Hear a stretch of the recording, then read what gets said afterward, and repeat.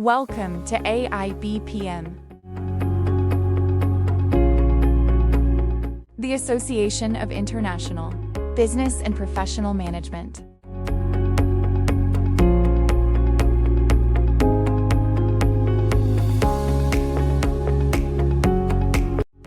We connect academics, professionals, and students worldwide.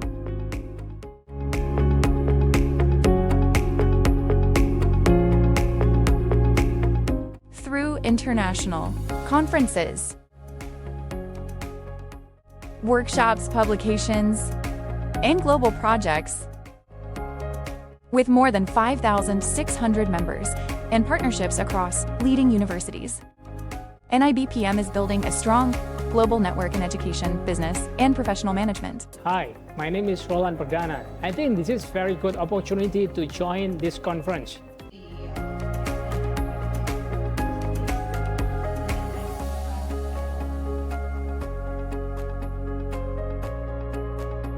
Hello, my name is Firdous. I am very happy to join this international seminar with AIBPM, and it is a good impression for me to enrich my knowledge. Hello, my name is Bogejon Sodikov. I'm from Tajikistan. We are so happy that we join such kind of conference.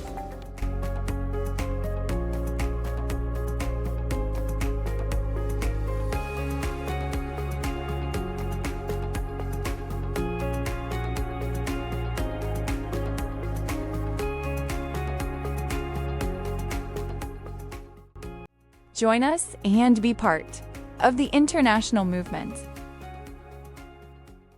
AIBPM. Innovate, collaborate, inspire.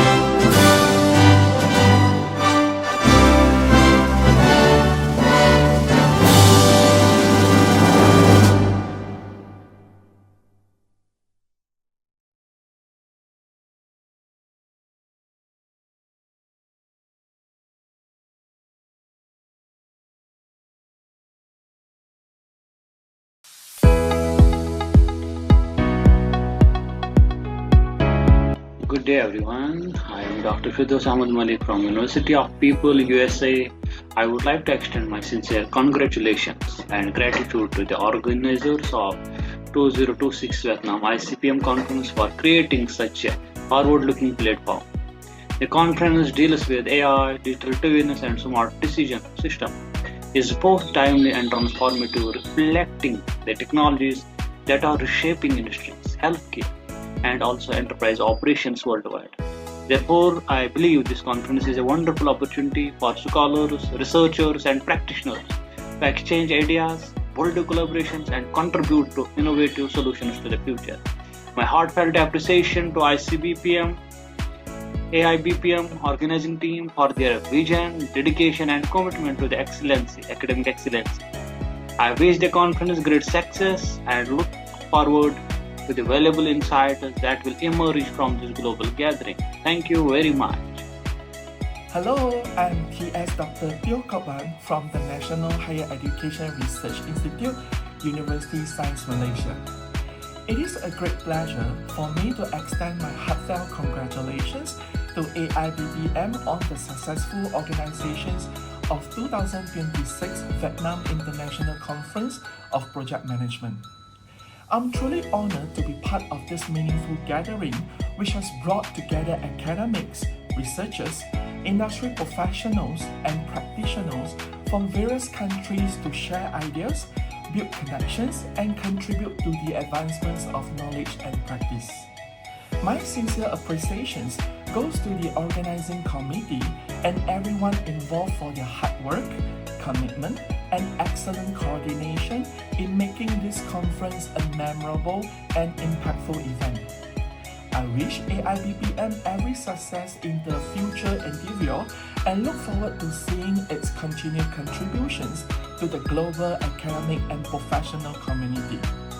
Thank you and congratulations once again on a job well done.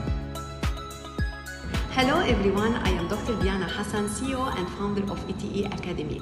I would like to extend my warmest congratulations for AIPPM for organizing the International Conference on Project Management, which is gonna to be held on 12 June in Vietnam 2026. This conference is very important as we are going to meet a plenty of researchers in order to discuss about the AI, digital twin and smart decision system for manufacturing, healthcare and enterprise operation.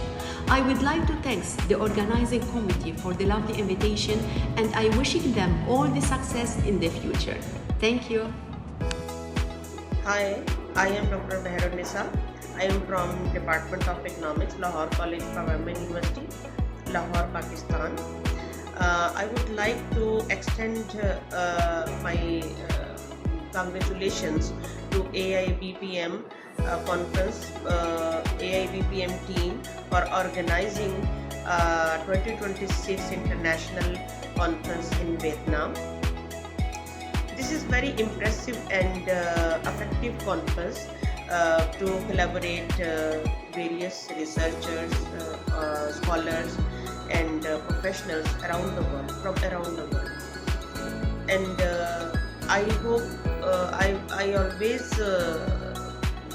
wish to present in such an impressive conference, and I pray that in future every conference AIBPM conduct in very effective way, and similarly I always wish to join this conference, and I hope I hope very good from this conference and very good output from everyone who is participating this conference.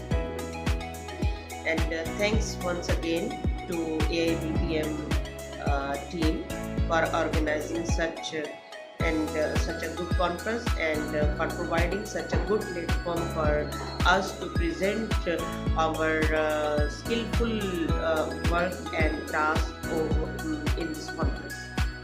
Thank you. Good morning, everyone. It's very welcome all of you to join this 6 Vietnam ICPM. On the behalf of IDBN and organizing team, I will express my gratitude. This the team today is about AI. AI is very open. become the important part of the business attention. As researcher professional, we have important responsibility not only to develop new technology, but also to ensure that innovation is built sustainable friendly on society business. Over the next 2 days, will serve as a platform to exchange idea, sharing research and discuss solutions, and also building meaningful international cooperation. I believe that best innovation must than scholar participant by public policy, industry leaders come together to learn design. I also would like to join this conference and also welcome our key speaker, Dr. K. Copeland, yeah, Professor from University of People, the Vietnam Sun, Malta, the Harun Nisa, Pakistan.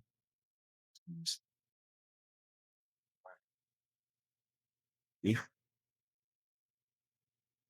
also want to say thank you, University of Malta, University of Malaysia, will serve as a moderator. So, ladies and gentlemen, I also want to inform that one of the outcome this conference of the democracy is we had respect. This simple was to hope possibility correct. Yes, so,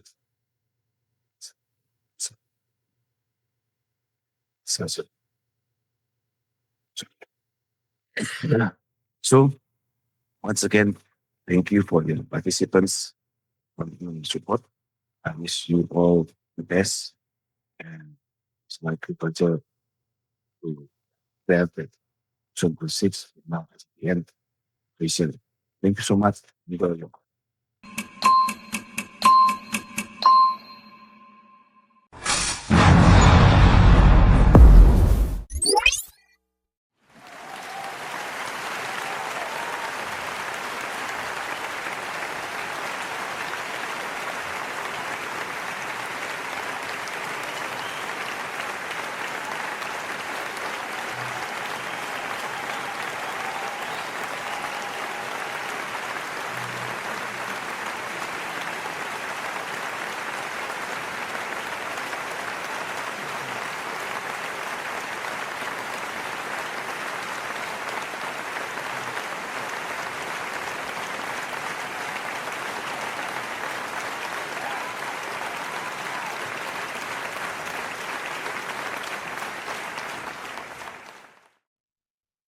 At long last, ladies and gentlemen, this is the moment for me to introduce the keynote speakers for today's conference. Our keynote speakers are Dr. NWAOGU Chan Man Hin If from Technological and Higher Education Institute of Hong Kong. The second one is Dr. Firdous Ahmad Malik from the University of People, the United States of America. The third one is Dr. Teo Kokban from University Science Malaysia. The fourth one is Dr. Mer Yunisa from Lahore College for Women University, Pakistan. And the last one is Dr. Fiana Hassan as the CEO and founder of ETE Academy from Malta. And in order to start the conference, please welcome our moderator today, Mr. Sandeep Deobakta. Mr. Sandeep, the time is yours. Thank you, Mr. Dandy. Good morning, everyone, and welcome to this very prestigious conference. My name is Sandeep Devbhakt, and I will be your moderator for this event. Before we begin, allow me to share a few housekeeping guidelines and provide you an overview of our keynote speaker lineup. We are honored today to have 5 keynote speakers: Dr. NWAOGU Chan Man Hin Eve from the Technological and Higher Education Institute of Hong Kong; Dr. Firdous Ahmad Malik, University of People, United States of America; Dr. Teo Kokban, University Science Malaysia, Dr. Meher Unnisa, Lahore College for Women Academy, Pakistan, and Dr. Viana Hassan, CEO and founder of ET Academy, Malta. A couple of important guidelines for today's session. All online participants will be muted during the presentations. There will be time for Q&A after the keynote speakers finish their presentation. We will choose the questions and suggestions. And for our keynote speakers, a request. After completing your presentation, we kindly invite you to join the breakout room provided by the organizer to share a short testimonial about the conference. It will only take 1 or 2 minutes, and our MC will be there to guide you and record your testimonial. Before I start, I would like to inform you that we have 30 minutes for each keynote speaker and a Q&A session if we have time during this 30 minutes, or also at the end we have time for Q&A and therefore request all our participants to keep that in mind. Let me start with our first speaker, and it's an absolute honor for me to introduce, sorry, I just need to check, is it Dr. Malik? Mr. Dandy, is it Dr. Malik or?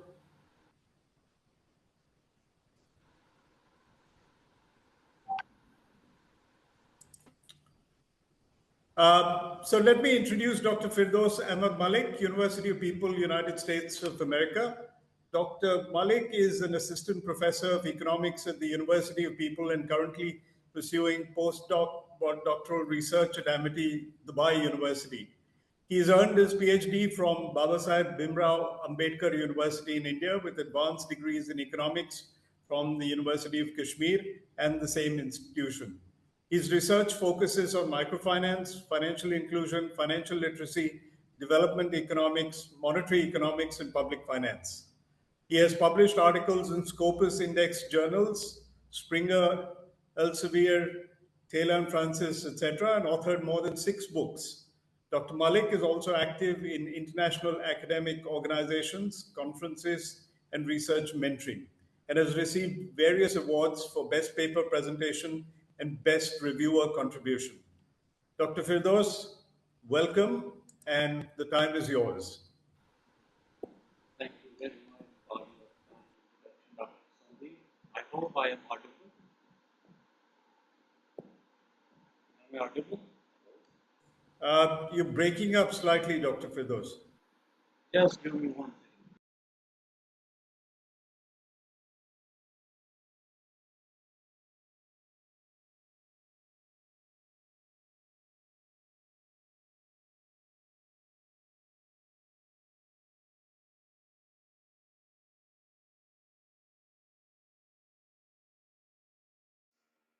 Sorry for the inconvenience. Am I audible now? That's perfect. Thank you. Okay, I am sharing my slides. Give me a second. I hope my PowerPoint is visible to all of you. Yes. Thank you. Thank you.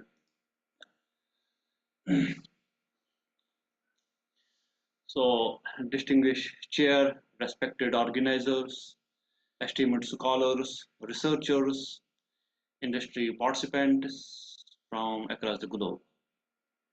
It is always an honor and privilege to join you today at this prestigious international conference.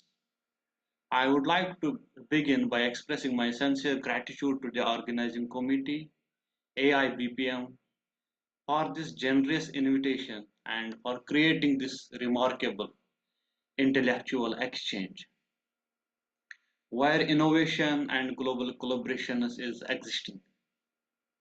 So, bringing together experts from a diverse discipline and countries is not a small achievement, as AIBPM is always doing it, and they are continually, creating such platform for researchers to participate and share their insight.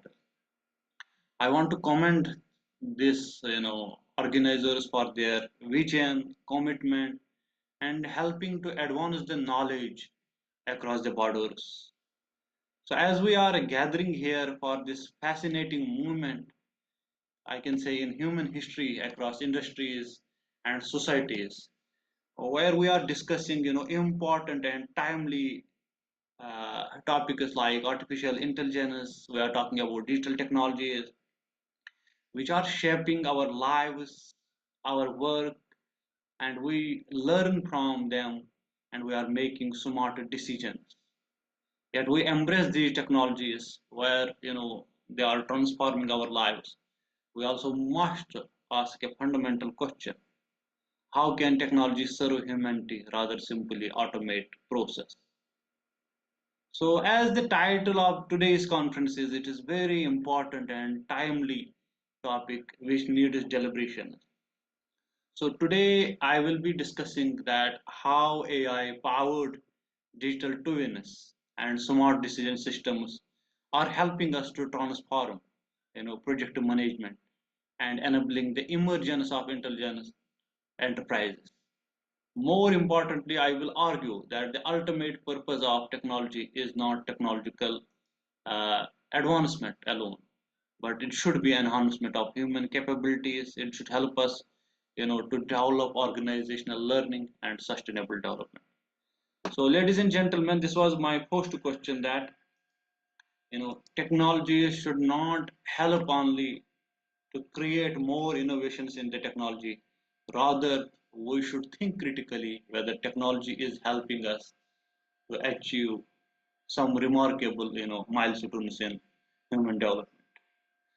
So I wanted to put the context of my presentation and rationale of my today's, keynote speech, that we are seeing, we are witness, and we are observing that increasing complexity of enterprises are happening, and these observations are quite remarkable and visualized after COVID-19.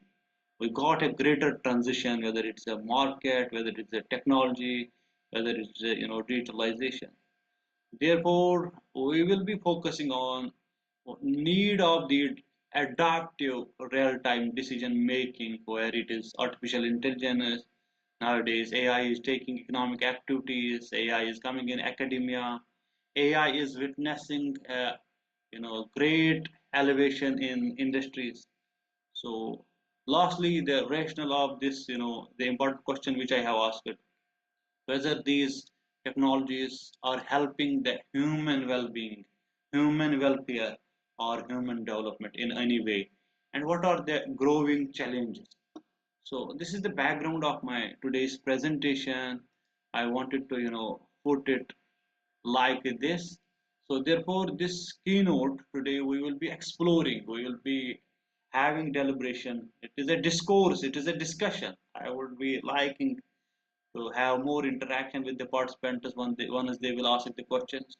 But I want you all researchers and policymakers to be active and think critically while we are, discussing this important conference theme.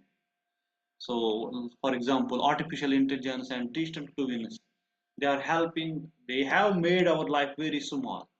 If you try to look any economic activity which we are doing on routine basis, so our life has become smart, be it using mobile phone, be it using any banking services, be it using any educational services, being using any product which is technological based, you will see there are too much improvement.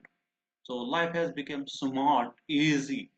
So therefore, the central argument today I wanted to put here is that intelligent enterprises should not pursue only technology for automation, but for human development. So my central argument today in this conference will remain, and it will remain as always, that how these technologies, how these businesses, how this conference and how researchers are sharing their insights, are they helpful for the human development, are they helpful for organizational learning, are they help to achieve some sustainable development goals.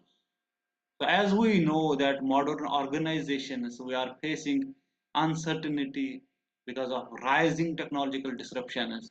We are witnessing geopolitical tensions. We are facing supply chain, risk and rapidly changing stakeholder expectation. So therefore, digital twin in the title, helps us to create a virtual representation of the assets across the world. We are having systems, we are having processes, while AI enable predictive and presumption decisions making. So therefore, together they can help leaders anticipate challenges before they emerge. So I am making this presentation all across the global economies. So therefore, please, bear with me. I will try to highlight what are the challenges which are, creating problems to the global economies. We are having different type of economies, like developed economies. We are having emerging economies. We are having third world countries now called, developing or emerging economies. So therefore, every economy are having their own benefits or challenges, we can say. So I wanted to, read here an important quote from Peter Dicker. So Peter Dicker is, explaining that the best way to predict the future is to create it. So as we are discussing technologies, we are discussing intelligent, enterprises. So this allows us to, remain proactive and create a desired outcome rather than simply react to the change. So nowadays, what is happening in South Asian countries, especially Asian continent, people are praising too much technology. They are praising AI. There are diplomatic ties, there are education summits, and there are conferences. So they come straight forward and praise. But we must always ask a critical question. Therefore, let us see how this presentation will help us to learn more, that we are keeping the human at the center. So we will be revolving around the human capability and capacity. So let us move to the next slide, where I will be defining digital twins, how these digital twins help us. So therefore, if we look at organizations who are operating in different environments, they are characterized by complexity. We are facing, sorry, we are facing uncertainty and continuous disruption.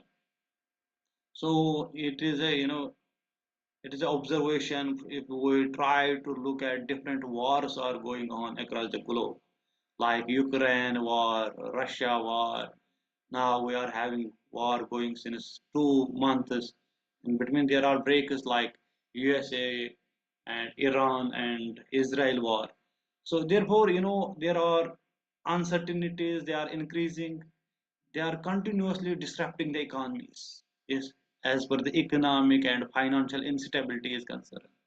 So as we are talking about project management, so if we try to look it with the management perspective, so traditional project management approaches often they have been struggled because of artificial intelligence has evolved. It came into the process. So the businesses which were uh, following the traditional mechanism of marketing, of product design, so they have struggled a lot. So therefore often struggle because of decisions are based on historical reporting and delayed information. So if we talk about project management, why project management is important as per the technology is concerned. It is important because technology has taken its role. Technology is making our businesses smart. Technology is saving time. Technology is helping us to reach out to the people which were not before there. So because of this improvement, traditional businesses are facing challenges. There is instability if they will not upskill their companies and organizations.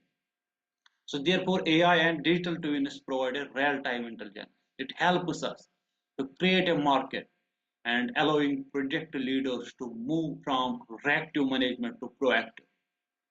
So in any sort of economic activity, we are talking here about project management.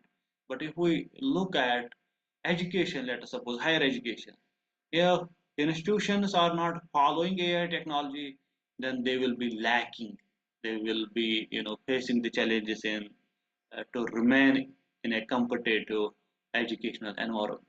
Same applies to every sort of economic activity. So we will be focusing about project management, how it has become over the period of time smart, how it is helping us. So it increasing project complexity. It helps us to interact or integrate with global partners. It also made our life to work remotely, and also we are getting the essence that we can interact with different stakeholders. It has helped us to upbring the diversity, require new forms of decision support. We can now, because of AI technology, we can take help across the border. We can bring on board experts from different countries outside the region of that company or organization. So, dear scholars, as we are talking about management, successful organizations are those that learn faster than competitors. So, intelligent systems, they help us to accelerate organizational, learning, where we are able to convert large volume of data into actionable insight.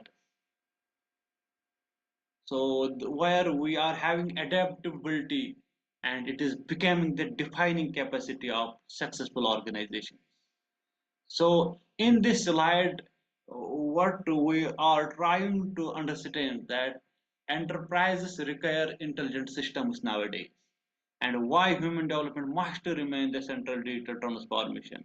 Technology alone cannot create value. Now, because we have praised the technology, it has made our businesses smart, it has made our lives too much easy. But the question is, it is creating value for human life or not? Emerging when employees develop new capabilities and use technological effectively. So this was the essence of this slide, where I have tried to bring importance of the technologies, why they are important for business. Now smart decision system. So as organizations operate, they need now to remain on track. On remaining on track, they need smart decisions. So these smart decisions, who will take them? So therefore, a digital twin is a dynamic virtual representation of physical asset, where process, organizations or system, unlike traditional simulations, digital twin is continually receive real-time data. They help us to evolve along the physical environment they represent. This capability allows organizations to monitor performance and predict failures. They help to optimize resources and test alternative scenarios before implementation. So therefore, digital twins are increasingly used in manufacturing. We are witnessing them in healthcare. We are witnessing them in logistics and transportation and small cities. As I repeatedly is telling you that any sort of economic activity, if you see, technology has taken its role. Healthcare, smart city, transport, and all. So, from a project management perspective, they allow leaders to visualize project status live. They can identify what are the different bottlenecks or restrictions in their businesses, and they can evaluate real time risk and uncertainty. So now let me read the quote of Albert Einstein. Albert Einstein has beautifully shared, the measure of intelligence is the ability to change.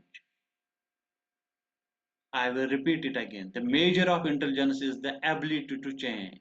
So therefore, we are discussing digital twins that has enhances our intelligence, help us to improve our organization, and this is one of the examples where we are connecting across the borders. I am speaking from one area and you are listening at other area. So this is a smart technology which has helped us. So The ability, intelligence is the ability to change, adapt to that change. So it helps us to learn and integrate each other. So therefore, they also create a safe learning environment where employees can, experiment with the decisions without exposing organizations to unnecessary risks. So again, let's moving to the next, slide where we will be discussing AI in project management. We have talked about technology. We have discussed about, you know, the smart decision system in AI machine learning. Now we are talking about AI, how it is transforming, project management planning, how it makes our, life smart. Where we are scheduling meetings, we are discussing different budgets. We can monitor risk at a level. We can use, machine learning algorithms which will help us to identify the pattern from the historical reports, from the previous data figures or factors, and can behave as a predictive insider or data analyst, which will help us to develop our future. And we can also try to look at what are the needs, where we can try to challenge the shocks which are coming. So this enables project management to take preventive action. AI helps us to take preventive action before we, face any critical problem. So it makes us proactive, and because of this proactiveness, we can take, suitable or significant decisions for our organizations, rather than, businesses which are getting losses in the tradition. What was, the traditional pattern for businesses or organizations? If they were facing losses and they were, hiring their employees, but AI technology has taken this, initiative. It alerts you before the if you it alerts you before on time that you will be facing this challenge. Try to behave, try to use the strategy rather than eliminating jobs or employers. So therefore, AI changes the nature of the work. Routine activities became automated, allowing professionals to focus on strategies rather than thinking and stakeholder engagement. So therefore, organizations which are adopting, advanced AI technologies, they can, successfully invest in the uh, human workforce that develops digital literacy. So this transaction reflects the movement from task-based, work towards knowledge-based innovation and so AI has not challenged the working mechanism of organizations only, but it is challenging the organizers, leaders, that how they have to behave, how they have to learn, how they can make the mechanism in their favor, rather than mechanism will kick them out of the competition, or they may face losses if they not behave well. So it is again, a typical process which AI is bringing. So therefore, linking technology to human development. As I have told in the beginning, I will repeatedly be, saying that we will be more focusing that how these technologies will help human welfare. So human development, why human development is, important? As in one of my conferences, I have asked, development for whom? Why AI is important, why employment is important, why, organizations or industries need such sort of developments or profits for whom. So therefore, let me, introduce again, put some light why human development is important. And as human development is important, it helps us to create capabilities. It helps us to create opportunities, and it also gives us freedom. So human development, great contribution by Nobel laureate Amrita Sen, who has, explored the capability approach, which provides an excellent framework for understanding the technological adaptation. So I wanted to your attention, all the scholars and researchers. Now AI and technology, they are not equally used by the people across the globe. There are millions of the people in this world. So because of technological enrichment, there is always developing increasing inequality. So those people who will be using technology, they they are having more chances of good job opportunities and all. But what about the poor people who are unable to use these technologies? What about the populations who are working in informal setting? They do not know ABCD of the technology. Therefore, Professor Amrita Sen, he talked about capability approach. It provides an excellent framework for understanding technological adaptation, and technology creates value. So because of AI, if I am having degree in AI, data analytics, I am helping organizations, I am helping companies, I am helping the country about the financial instability. So it creates under me as a human, it develops more value added orientation. So technology has created that value when they expand human capabilities and enable individuals to achieve meaningful outcomes. So because of technology, we are dealing this conference smartly. We do not have any, lot of, efforts to attend the international conference, visit by flight and all. So because of technology, easily from our home, we are exploring the technology and getting benefited. So technology has added this value. But as I have raised the question for scholars that technology is developing inequality, where people who are not having capability approach, they lag behind. So moving ahead to the next slide, the enterprise case study of manufacturing.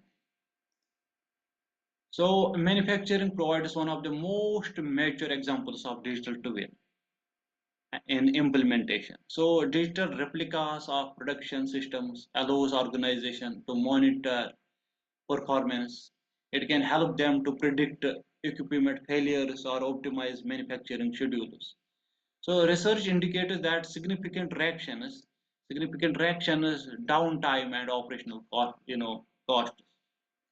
So from a human perspective, predictive systems reduce stress associated with unexpected disruption. So employees can gain, to be better information and can focus on continuous improvement. So this again, demonstrates that how intelligent technologies are improving both operational performance and workforce engagement. So for example, let us take an individual. We can take an individual. If there is some uncertainty in a human body, he or she is getting signals like he can get minor headache.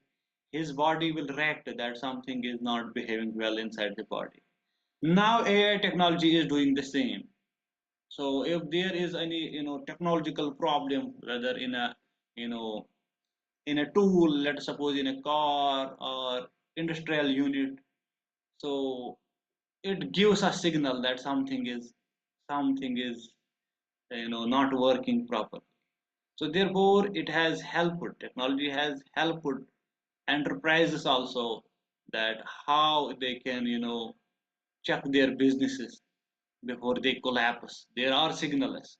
So similarly, if you see global stock markets, what is happening in the banking across the globe because of Iran, Israel, and the USA war. So the financial market is giving signals that we will be facing a greater challenge of inflation, and there are signals that unemployment will increase, prices will rise, there will be trade deficits, and there will be a lot of challenges. So systems and AI based technologies are helping us. They are alerting countries that behave well, like oil reservations, prices are rising up. So because of if the travel and transport within the countries is restricted because of oil supply, it is impacting other economic activity. So therefore, this is a technology which is showcasing that, let's suppose in the past, before 8 months, India was the third emerging country, third, country to become the in ranking as per the GDP rate is concerned. Now it has taken U-turn. India has reached to the seventh ranking. Because of this war disruption, there is a greater impact to every economy. So again, one side it is helping us to improve efficiency and employment engagement, but on the other side, it also helps us to predict risk and uncertainties on time. So enterprise case study of healthcare. You can visualize it after COVID-19, how healthcare has become a smart. And most of the technology, improved technology, whether it is AI and other digital technologies, they have been visualized in healthcare. Like, taking blood sugar test, taking CBC, or wearing smartwatches, which can help us you know, to measure our pulses and etc. And lot more examples. There are many financial these healthcare products which help us to measure or check our health, body checkup.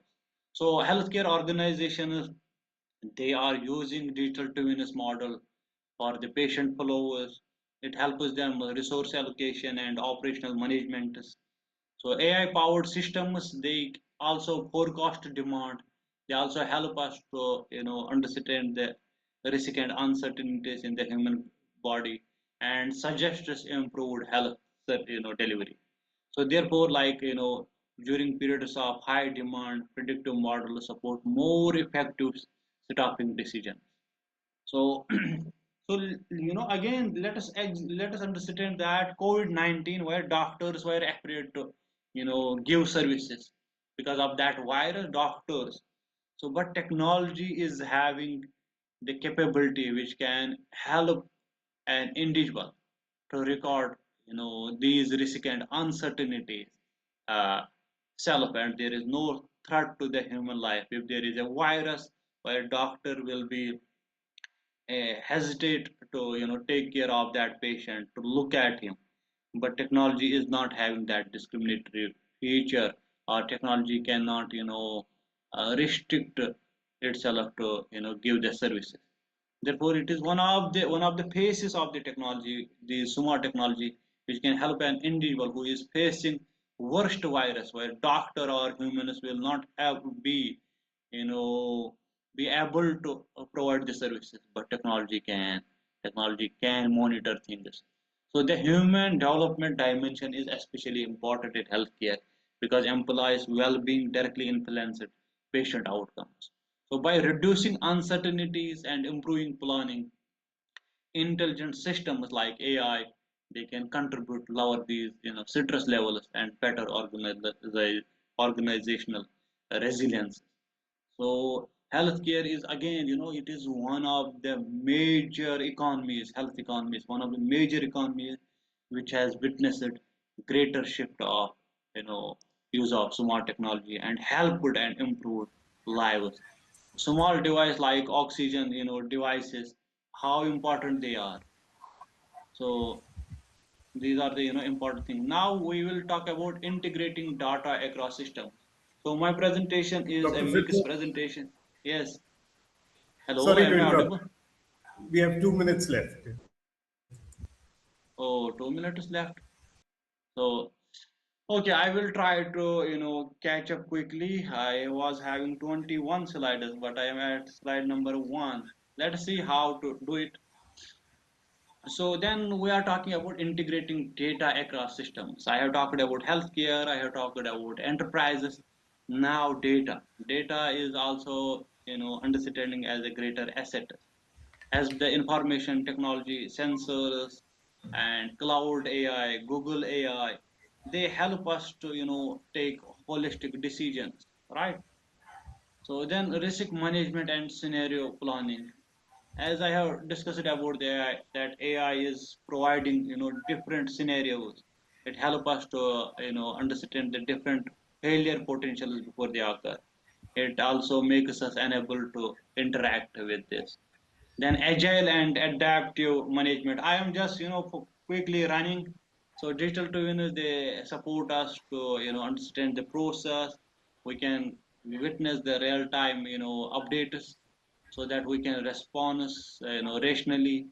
So we can align as per the project management is concerned. We can align goals with the human centric things.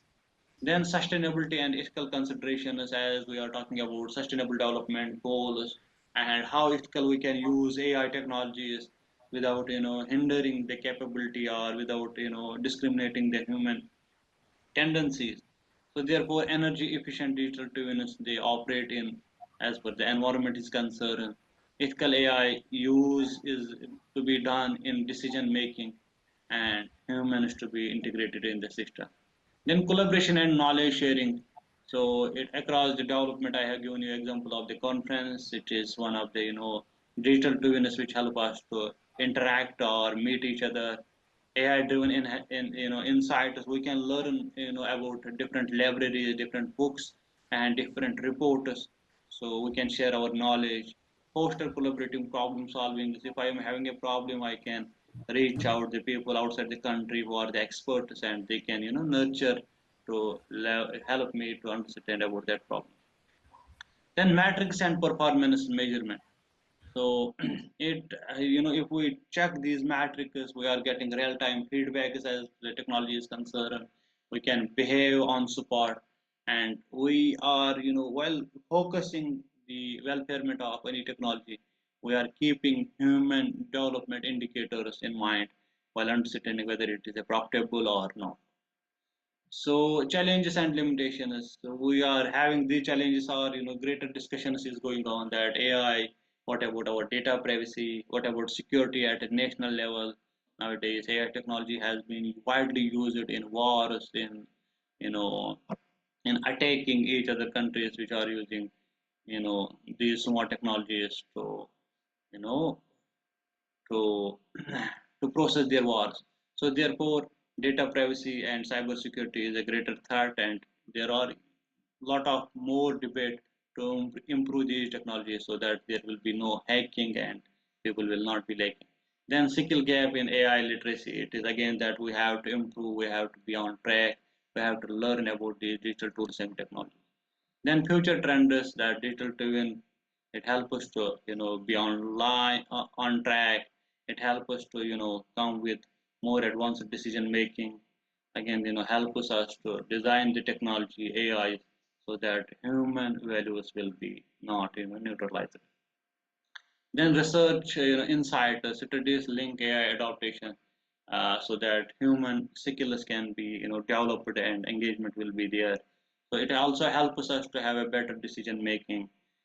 So that for that we need to develop skill development processes, AI based training programs and development programs.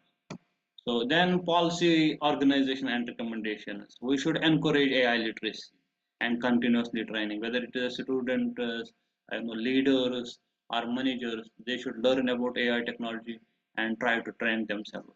So we must align technology and put some ethical and human development frameworks for that. We should invest in digital driven infrastructure strategically. I am coming to the conclusion because I have taken time a bit more. So AI and digital twins transform projects, and it should empower humans.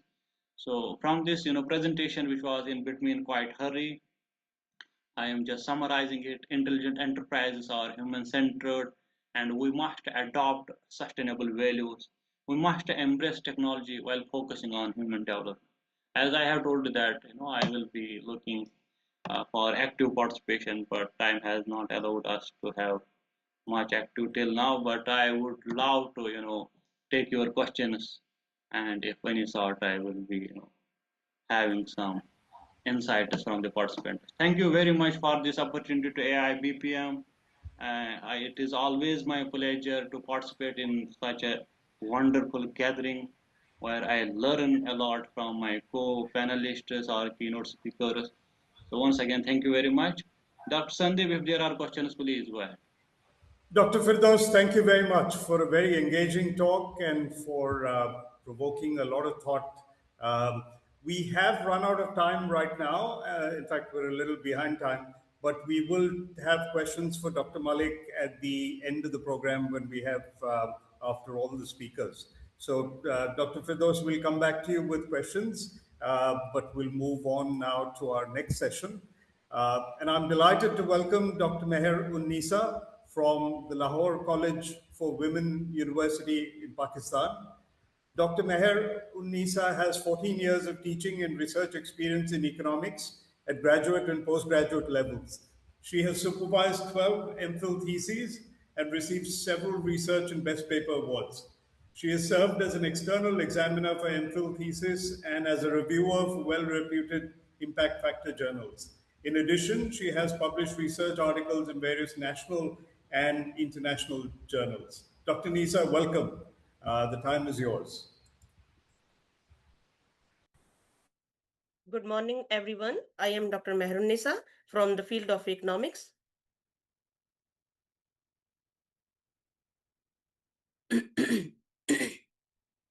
Sorry.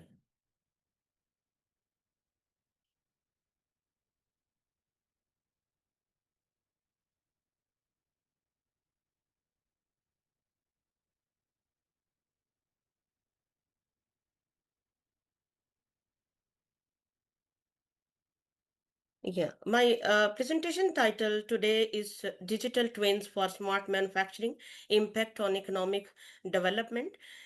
Because today is the era of digitalization in each and every field, especially for developed and industrialized countries. But my focused point is that it is not rapid, digitalization is not rapidly happening in developing countries or low income countries. That's why I choose the title in context of economic development or economic growth. Next.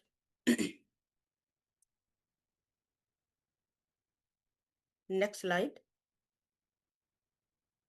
Introduction. Technology expansion and consolidation are key components of all activities. Increasing market competition motivates manufacturers to explore solutions of current challenges for increasing production and development. Digitalization is seen as an opportunity for industries because using digitalization in manufacturing can achieve higher productivity. Taking advantage of new technologies in constant development will ensure companies from different industries maintain their competitive edge in an increasingly competitive market.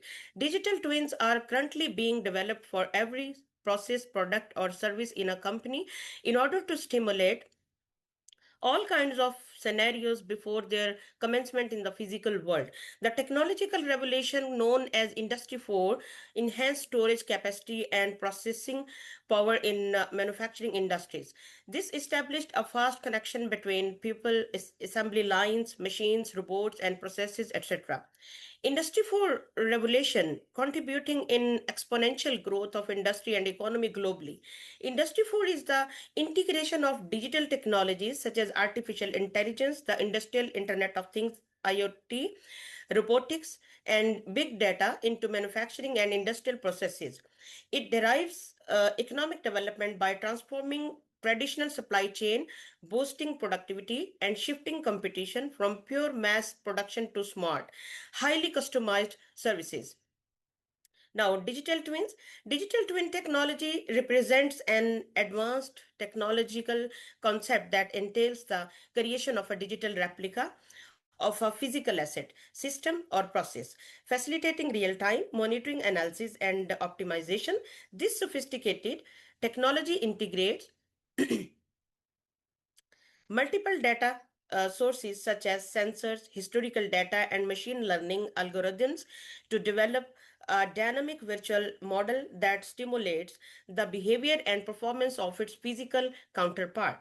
By enabling uh, By enabling comprehensive real-time insights in predictive capabilities, digital twins allow organizations to foresee potential issues, enhance operational efficiency, and improve decision-making processes. This advanced approach provides a holistic view of an asset lifecycle, thereby transforming traditional operation methodologies into modern methodologies. Next. Smart manufacturing. Smart manufacturing represents the convergence of cutting edge information technologies with conventional manufacturing processes to enhance productivity, quality, and efficiency across the industry.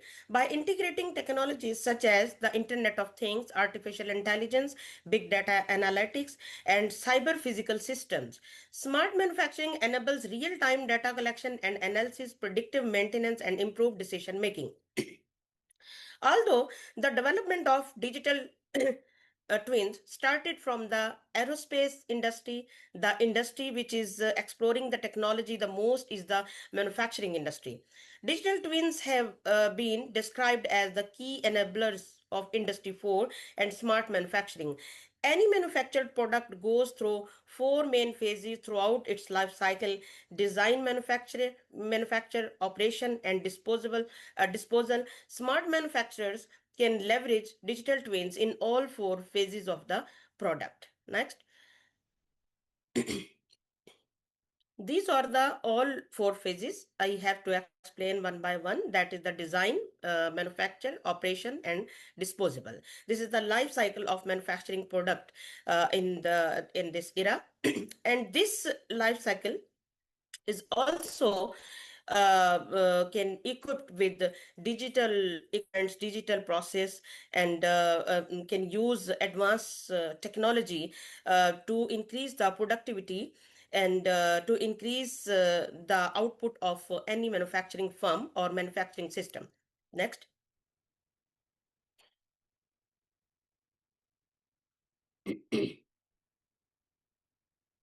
These all are explained. I already said that design, manufacturing, operation, and disposal, all phases of the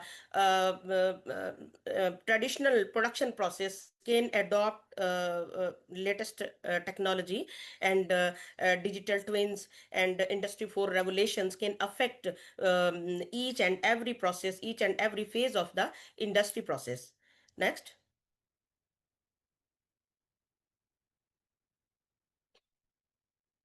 Smart manufacturing and digital economy. In recent digital economy, the changes emerged into manufacturing sector with the fourth industrial revolution known as Industry 4. This industrial ecosystem aims at higher productivity and efficiency through rapid rising data flows and connectivity among industrial functions. The smart manufacturing in this new ecosystem is based on smart factories that foster flexibility and efficient resource allocation in production through ICT integration in the entire manufacturing processes. Industry 4 is based on the advanced analytics, rapid information and communication capacities, connected machineries through the internet, and digitally supported human machine interactions. Next. This is the life cycle of a digital twin, and there are the phases, various phases of digital twin technology. And phase one is design and modeling. Phase two is data integration and connectivity. Phase three is simulation and analysis. Phase four is optimization and control. And phase five is evaluation and decommissioning. And all these phases are contributing a lot in increasing the productivity and product quality and quantity in this era of Industry 4 revolution. Okay. Next. Key factors influencing Industry 4. These all factors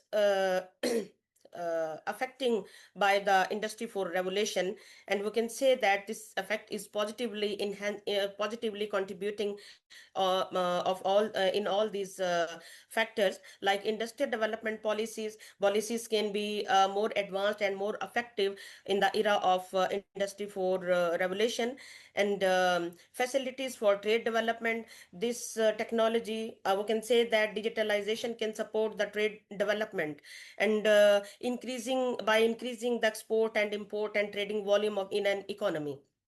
Affordable and applicable ICT infrastructure and Industrial 4 revolution, digital technology and digital twins can contribute as a whole at macro level. The ICT infrastructure, keeping in view the revolutionary phases and revolutionary trend, government and any management in a country can improve the infrastructure. This all revolution can motivate the policymakers to construct new and effective infrastructure that must be compatible with the recent digital developments. Digital skill development, with the Industry 4 revolutions and digitalization, management in a country can improve the skill development, and in an economy, a simple unskilled labor can convert it into skilled labor and high productive labor that can contribute from micro level to the macro level in an economy, and can contribute the gross domestic product and overall development in a country. Technology absorption capacities. Similarly, government and other management, high management in a country can increase the absorption capacity of the technology in a country. Regulatory environment, similar to the other points, regulatory environment is needed with the revolution. If industrialization is expanding and economy is adopting digitalization, then legal framework and regulatory environment is necessary to adopt with the as a complement of this industrialization. Now, in order to maximize the benefits of digitalization in the manufacturing sector, government need to adopt developing strategies that range from upgrading both hard and soft ICT infrastructure to formulating favorable industrial policies and adopting education system. Our review of the digital economy and Industry 4 and the associated regulatory and policy framework in emerging Asian countries, especially in Asian countries, suggests a number of key factors that determine digital economy readiness for a new way of manufacturing that can be described in these 6 categories that I have already discussed. Next slide.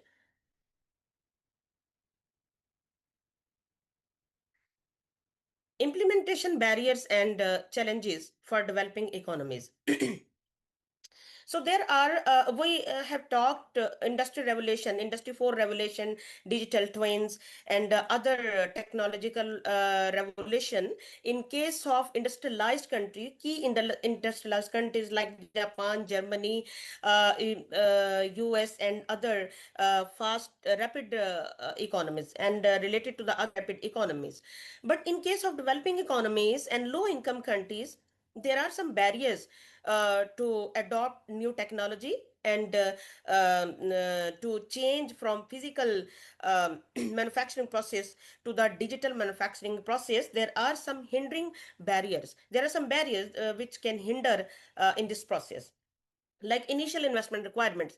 Huge investment is needed to digitalize any sector or any one small section of an economy, but low income countries and developing countries have deficient of funds and financing. That's why there is initial requirement of huge financing for them. That is very hard for these economies. Data management challenges. There must be heavy and high cost equipment is needed to digitalize the manufacturing system and digitalize the any sector of the economy. So there is needed, these countries needed IT equipment and high cost heavy machinery. That is that major deficiency in these countries. Financial constraints. As I already discussed in initial investment requirements, financial resources are deficient in developing countries and low income countries, but heavy funds are required to industrialize, to digitalize an economy. Technical expertise gap. These countries, developing countries and low income countries, have deficient in technological expertise, technicians. They are usually abundance in unskilled labor. So the unskilled labor has usually low productivity and insufficient technical knowledge and insufficiency in digitalization of the system or process. Infrastructure limitations. Similarly, infrastructure is also undeveloped and old and outdated in most of the developing countries and low income countries especially. So there is a need of huge and up to date infrastructure to digitalize the economy. Weak government plans.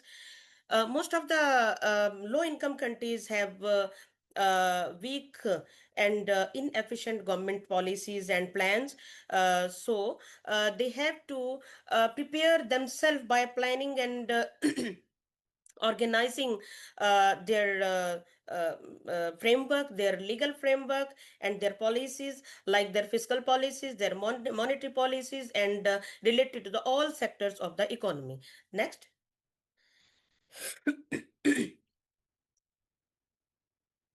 These are the success factors implementation considerations of digital twins.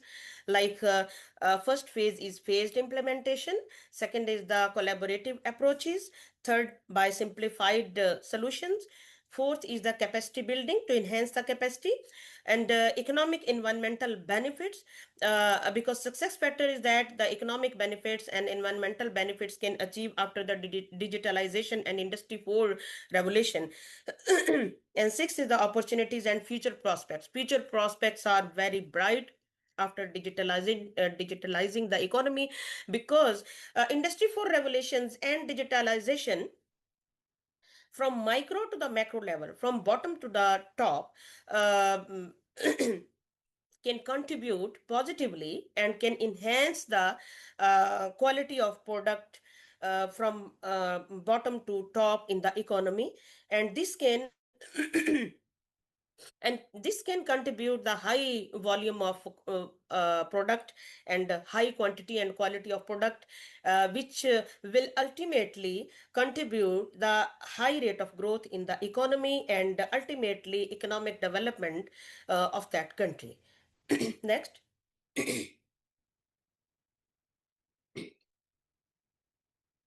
Smart manufacturing and its impact on economic development. I just taken an overview and put a few key points how smart manufacturing can contribute overall economic development. It's a micro. Smart manufacturing is on micro level. Digital process, advanced technology process, and it can contribute to each and every sector of the economy and ultimately the economic development of the economy at macro level, as a whole level. Manufacturing has a high multiplier effect on economic growth. Why manufacturing is contributing so can contribute so rapidly? Because industrialization or manufacturing or industry can affect national income or GDP of a country with multiple effects.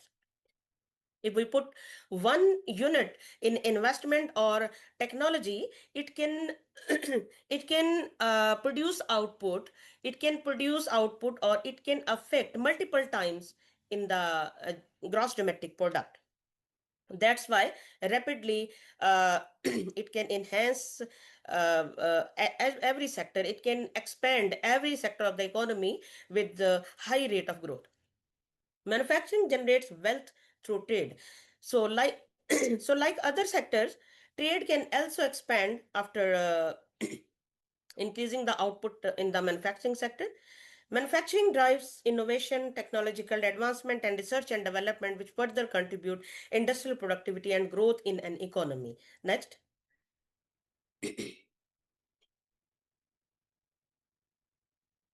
Industry 4 and economic development, because this is very complex from to summarize all this process, all this contribution from micro level to the macro level, from in one manufacturing firm, industrialized manufacturing, digitalized manufacturing firm, to the economic development as a whole in a country. So I would like to mention some points that can ultimately affect economic development of an economy, because this is the concern and key problem of developing economies, especially low income countries. And they needed to digitalize, they needed to adopt latest technology to progress in each and every sector of the economy. Like it can affect business expansion. Digitalization and Industry 4 revolution ultimately affect business expansion and employment growth.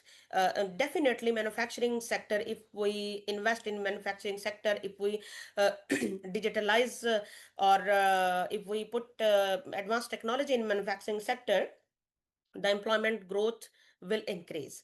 Increased productivity and efficiency, as I already mentioned, technology always increase the productivity in the manufacturing or firm sector, and it always increase the efficiency of product, because product quality and quantity both can increase after digitalization. High trade volume, export and import, it will affect as manufacturing sector grows, it can contribute export and import, and trade volume may increase. Economic growth and competitiveness, as I already discussed about economic growth, and when various manufacturing units adopt advanced technology, other competitors will also follow this pattern. And in similar way, whole economic trend will go on: industrialization and digitalization. Smart agriculture and modern services.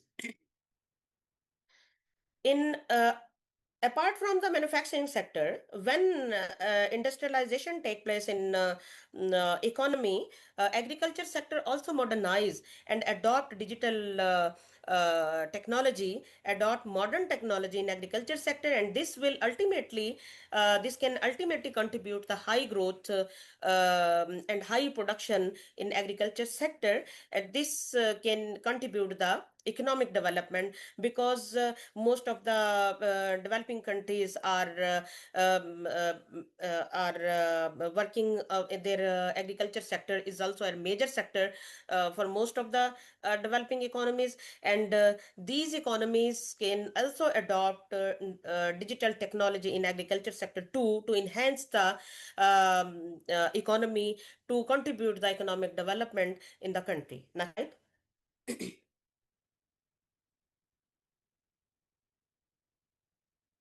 In this way, we can see the pattern that how digital twins can contribute the various sectors in the economy at micro level, and as a whole, all these developments individually in from the individual sector to the major economic development, they individually contribute the economic growth, and as a whole, the trend of economy will adopt the economic development.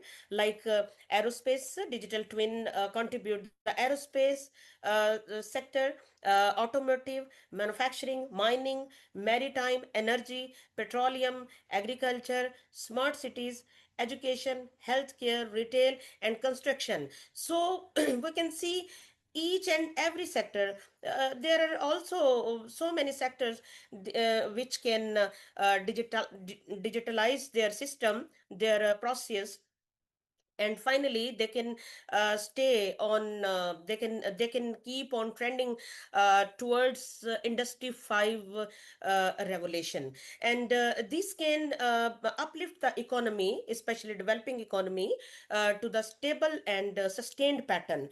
So this is the future of digital twins and future of industrial revolution, and if all developing economies adopt rapidly this technology, they can definitely develop their economies. They can definitely contribute high economic growth, and definitely they can enter soon into the industrial 5 revolution. uh, Next slide. Industry 4 and challenges for developing economies. As far as we have seen about the contribution in case of developing economies, but there are very big challenges for developing economies, like economic challenges. Economic challenges I have already discussed about high cost technology, traditional technology friendly, and firms are traditional technology, traditional business model, unskilled labor, less understanding about financial gain, unaware about uh, rate of investment, return on investment. Social challenges, second are the social challenges, privacy and security concerns, because technology is there are some threats about using technology, and business managers are hesitant to adopt digitalization due to the security threats. Uncomfortable for using new technology, fear of threats using IT technology, fear of mass unemployment, dependence on machine for data analysis. That's why these are the social challenges for business owners and investors. Political challenges, regulations, legal systems, less interest in policy framework and implementation. These are the hurdles, these are the barriers for the developing countries in adopting new technology, in entering the industrial 4 revolution. Organizational challenges, spending on cyber security systems, high cost communication system. These are the challenges for individual organizations. They are reluctant to adopt. Why? Because spending on cyber security systems, there are huge expenditures, high cost communication systems, so they avoid on spending very huge amount on loans, and that are disturbing them. Top management system, they needed they needed very efficient top management system, and in developing countries the skilled persons and top management, efficient top management is deficient in the developing economies. That's why this is the major constraint to adopt the digital technology in an economy. Next slide.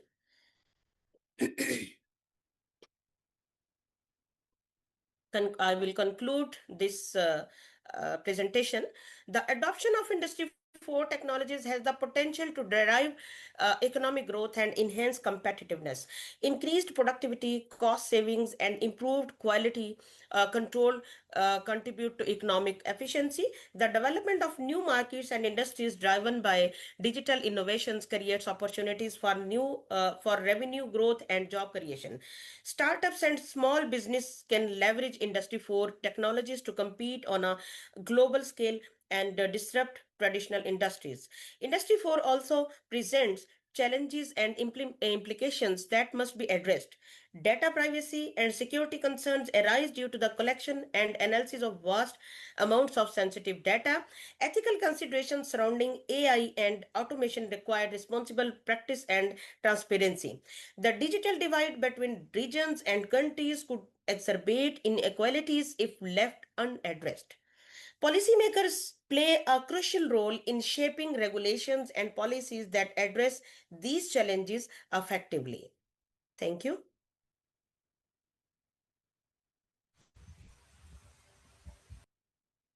Thank you. Thank you, Dr. Nisa. Thank you for a very thought-provoking presentation. Let me open it up to the audience for any questions. Dr. Nisa, I do have a question for you, and you talked about the challenges, particularly in emerging economies, on digitalization and the various issues from capital to skills, etc. If you would, could you comment on the revolution, the payments revolution, particularly digital payments in most of the emerging world markets, starting with Africa, late 2010 onwards, and then what's happened since in China, India, Brazil, etc. And including recent challenges in places like Cambodia, where we've had serious problems with the growth in digital payments. So could you comment on that, and what have we learned, and how we apply the payments example to other areas of the economy? Thank you. Yeah, I have observed that in developing economies in Pakistan, in Middle East, I have observed that at consumer level, digital payments and transfer of money is very rapid.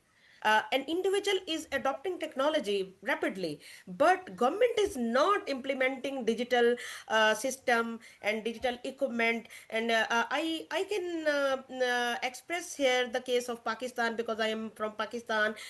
India is most efficient regarding this, but there are also some challenges. There are also some constraints for that country, and in other countries also, as far as I can observe that individual person is more rapidly adopting technology, and but low cost technology.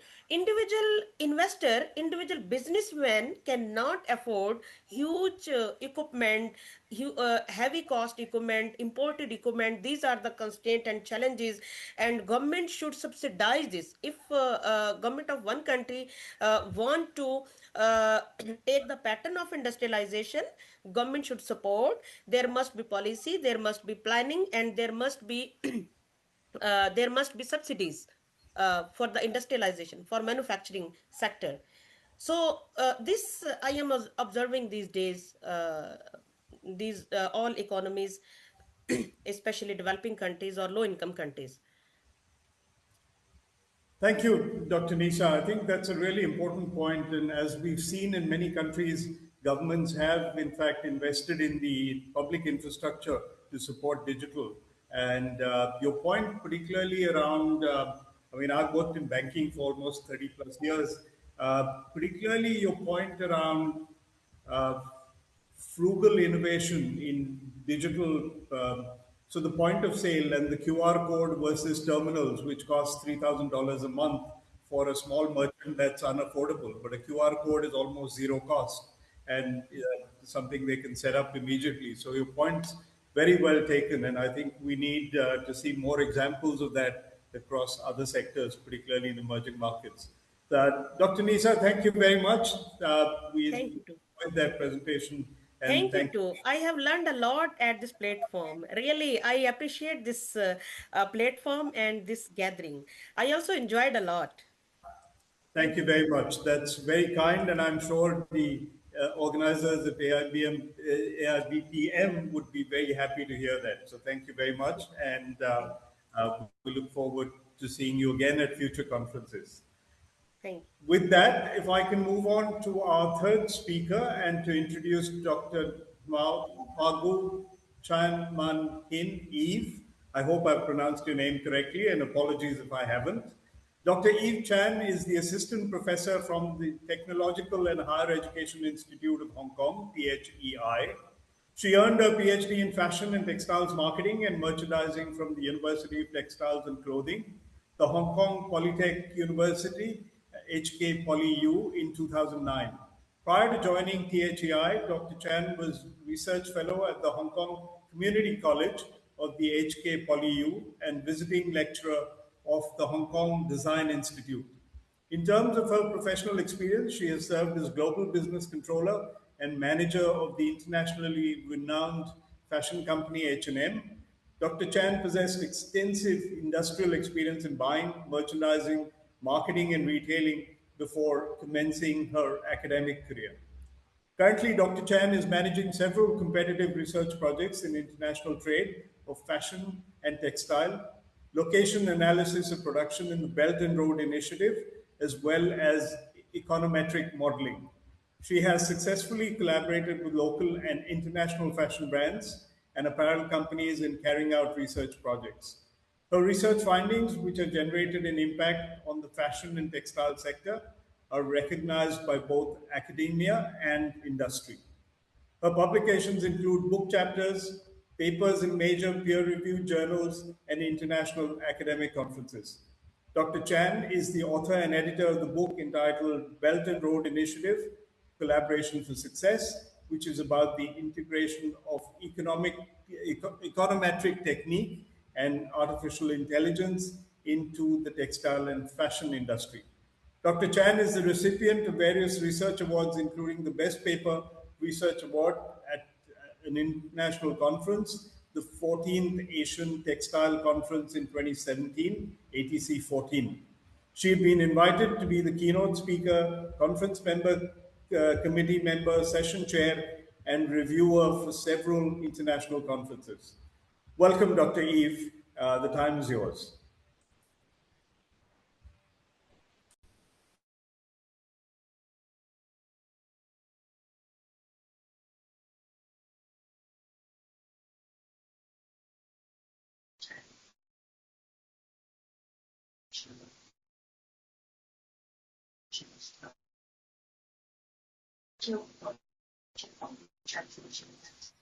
Dr. Eve, sorry to interrupt, but we are unable to hear you clearly.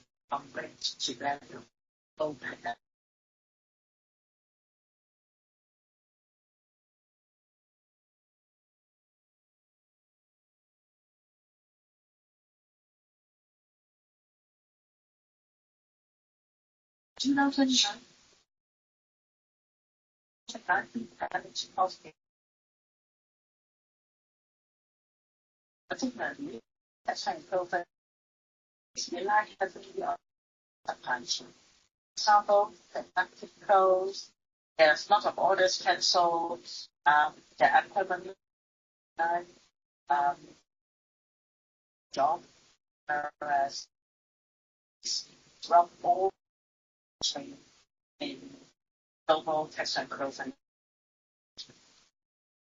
Despite the fact that COVID-19 is there in almost that answer. Does anyone know that textile clothing industry is not strategy and managing example the second largest industry?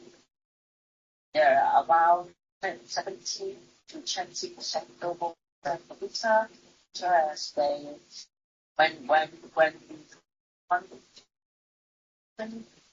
2012 months for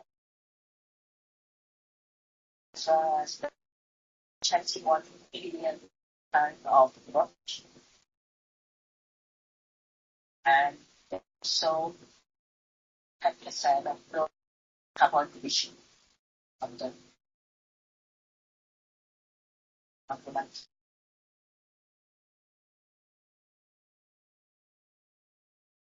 So all this the urgent need a developmental shift towards more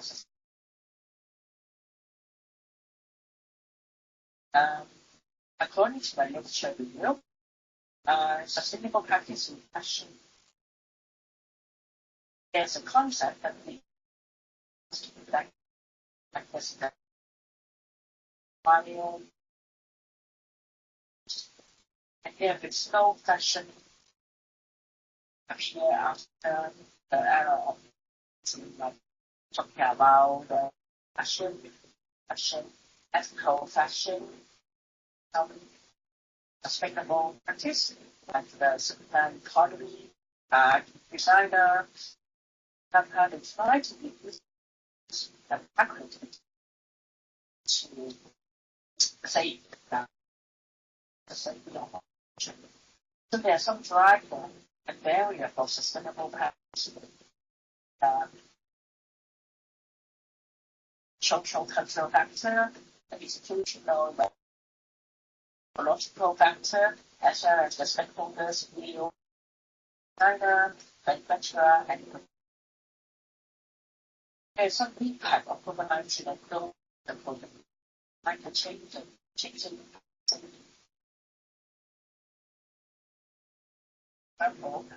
there is some changing in travel factor. As I said before, there's a layoff here. And business and souls during manufacturing.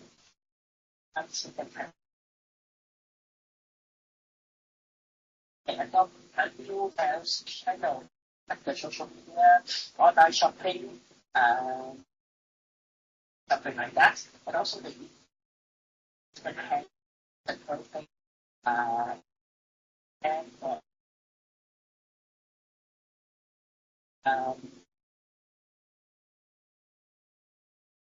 that time action, the marketing knowledge consumption by research, the research majority is championship. And very complexities and to compound like the institute, the retail operation director, chief operation director, salary manager, independent designer, product developer, just control, action, selling, national, textile trader, as well as so our institute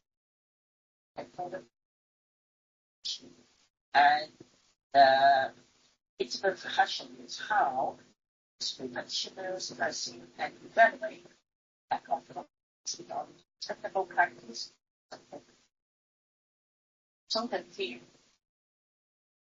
well done to ask about the sustainability design and concept, sustainability that has improved so as the attitude towards sustainability. After the conflict and the government support sustainability and control is now the theme of our institute. The sustainability has a building integrated in company and the CSR policy, increasing sustainable design techniques and practice, and corporate government support from Hong Kong as well. How support our promote our sustainability as a program education internationally level and the consumer shift for sustainability. The discussion is about something about the learning. So the consumer shift for sustainability after COVID-19, but COVID-19 was a wake-up call for consumer to prioritize to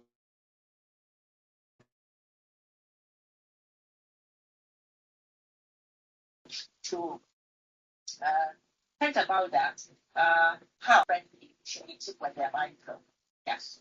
And also, according to the design manager, our consumers are more conscious of the environmental impact of their fashion choices. And according to the research controller from the international clothing retailer, the consumer rethink their shopping habits. They now focus on quantity over quantity and invest in harmless, sustainable segments like the more durable, better quality clothing than the fast fashion. And according to the sustainable cancer company, based in the company CSR policy, the products developer talk about that as the fashion industry needs to shift towards sustainability for the reason of future generation. COVID-19 equals this delay and motivate us to make more responsible choices. And according to the senior chemical designer, talk about that we become more aware of the connection between human health and the environmental impact of the fashion industry. Choosing sustainable material and design is a way to prevent harm. And how the institute react on the sustainable design techniques and practice. COVID-19 does make a call to alert and changes in the fashion industry. How to promote the company to retain the design process and its sustainable design techniques and practice. According to business controller, the national fast fashion company, the crisis highlights the urgency in the fashion supply chain. The company now put the supplier with higher that are transparent about their sourcing and production practices. That means if the supplier can show more information on where they source, how to produce the thing, like using the digital membership passport. It's a good idea to get that vendor, because as a retailer, as a consumer, we know how sensible, how resource, how to practice practice, and actually there's some benefits that even the members have something like that. And how about the Congo and Hong Kong as an algorithm spot?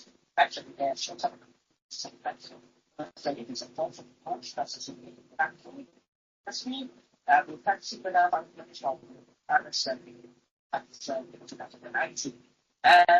Industry player is more active role of the government in collaborating with stakeholders and industry practitioners to strengthen our position as a regional present global trading center.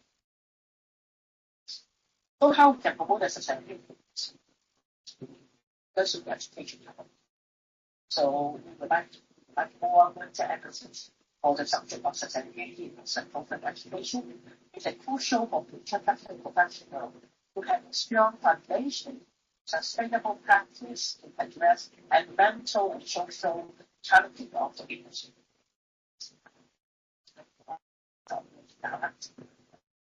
And risk control will also talk about that. As the industry emerges, it's essential for educational research to teach sustainability, design people, and production methods to the efficient design management of student in the future design of technical units. So what kind of material and to use for more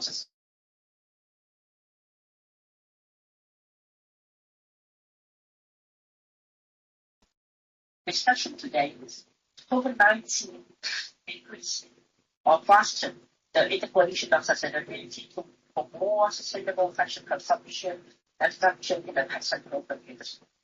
And the industry practitioners in Hong Kong had a proactive response towards sustainable practice, already actively incorporate sustainable design techniques and material practice. We will provide education and training programs in Hong Kong, focus on educating sustainable practice to equip future designer, future business controller, future product developer with necessary knowledge and skill to place and emerging industry. Because we know that technical is a very dynamic and fast-changing industry in the world. And we hope that there's an increased role of the Hong Kong as well. We would like to provide stronger regulational framework, for example, the tax incentive for sustainable business, more stricter regulations on environmental standards, more research support for development of sustainable material and technology in Hong Kong. So thank you very much for the invitation of AIBPM, and I wish you all the best of today's conference, and I wish that you will enjoy the rest of the conference of today. If you have any questions you would like to ask me, please send me an email or please send the questions to the organizer AIBPM, so they will forward the questions to me in emails. Thank you very much. I wish you all the best, and I wish you guys face-to-face in the coming AI conference in the future. Thank you very much. Take care and have a good day. Bye-bye.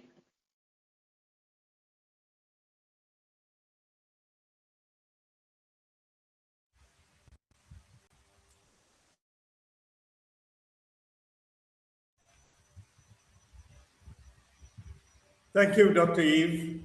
We appreciate that. And since Dr. Eve is presenting via video, please feel free to send in your questions. And once again, apologies for the challenges with the audio on that particular presentation.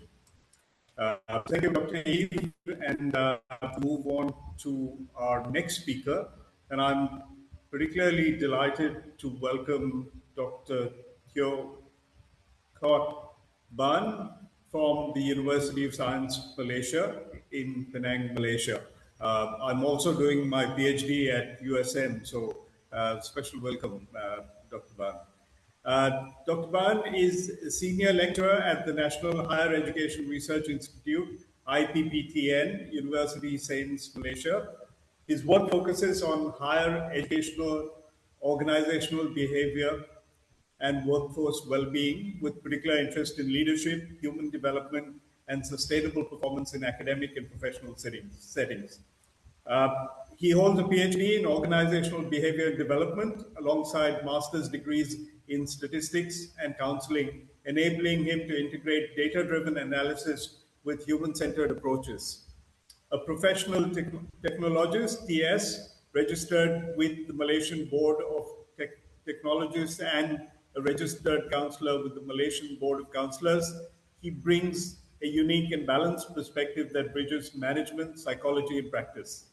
An HRD corporate accredited trainer, Dr. Teo, is actively involved in capacity building, academic, industry collaboration, and professional development initiatives. His research and scholarly service includes editorial and peer review roles for index journals with contributions recognized through multiple academic and professional awards. Welcome, sir. The time is yours.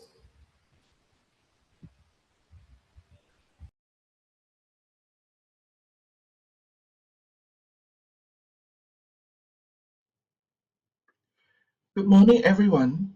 First of all, I would like to sincerely thank AIBPM for the kind invitation and for having me as one of the keynote speakers for the 2026 Vietnam ICPM. It is truly my honor and pleasure to be here with all of you today. My name is T.S. Dr. Teo Kop Ban. I am from the National Higher Education Research Institute, University Sains, Malaysia. My work focuses mainly on higher education, organizational behavior, well-being, leadership, and institutional transformation. Today, I will be sharing on the topic human-centered higher education ecosystems in the age of AI, from smart decision systems to responsible project governance. This topic is very close to my heart because while AI is becoming more powerful and more visible in our institutions, we must always remember one important thing. Education is not only about systems, platforms, data, or technology. Education is ultimately about people. So, in the next 25 minutes, I would like to invite all of us to think not only about how smart our systems can become, but also how human, ethical, inclusive, and responsible our institutions should remain.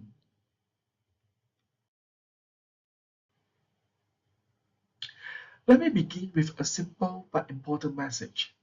AI is not only changing technology, it is changing how people learn, how people work, how people make decisions, and how people lead. Today, AI is already being used in many sectors. In manufacturing, it supports automations and quality control. In healthcare, it supports diagnosis and treatment planning. In enterprise operations, it helps with prediction, monitoring, and decision making. And in higher education, AI is now entering classroom, assessment systems, research processes, student support services, and institutional management. But the success of AI transformation should not only measure only by how advanced the technology is. A university may have the most advanced system, but if students do not trust it, if lecturers feel more stressed, if decisions become less transparent, or if people feel excluded, then the transformation is incomplete. So, the real question is not only how intelligent is the system, the deeper question is how well does the system serve people, support human judgment, protect well-being, and strengthen trust? That is the starting point of today's talk.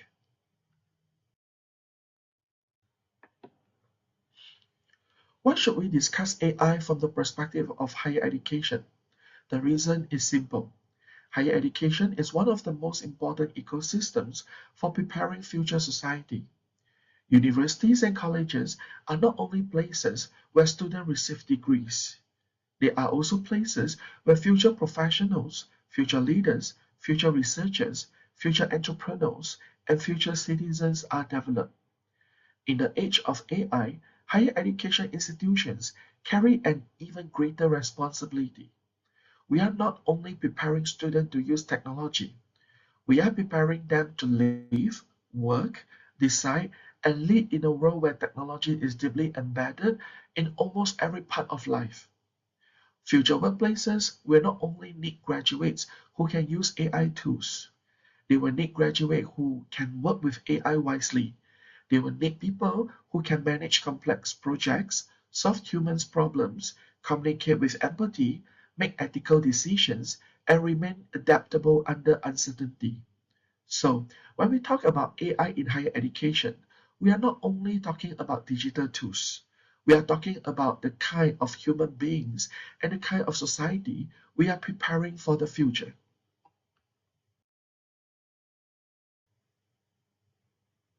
Traditionally, higher education was often seen mainly as a knowledge provider. Of course, this role remains important. Universities still provide academic knowledge, professional skills, and research-based thinking. But today, higher education has moved far beyond that traditional role. It is also a talent developer. Students are entering a world where career pathways are less predictable. Many jobs are changing, some jobs are disappearing, and new jobs are emerging. So, institutions must help students build not only knowledge, but also adaptability, creativity, resilience, and lifelong learning capacity. Higher education is also an innovation partner. Universities are increasingly working with industry, government, communities, and international partners to solve real-world problems. Most importantly, higher education is a human development ecosystem. It shapes not only what students know, but also who they become. It influences their identity, values, confidence, well-being, relationships, and sense of purpose. Therefore, when AI enters higher education, it enters a very complex human ecosystem. That is why we must be careful, thoughtful, and responsible.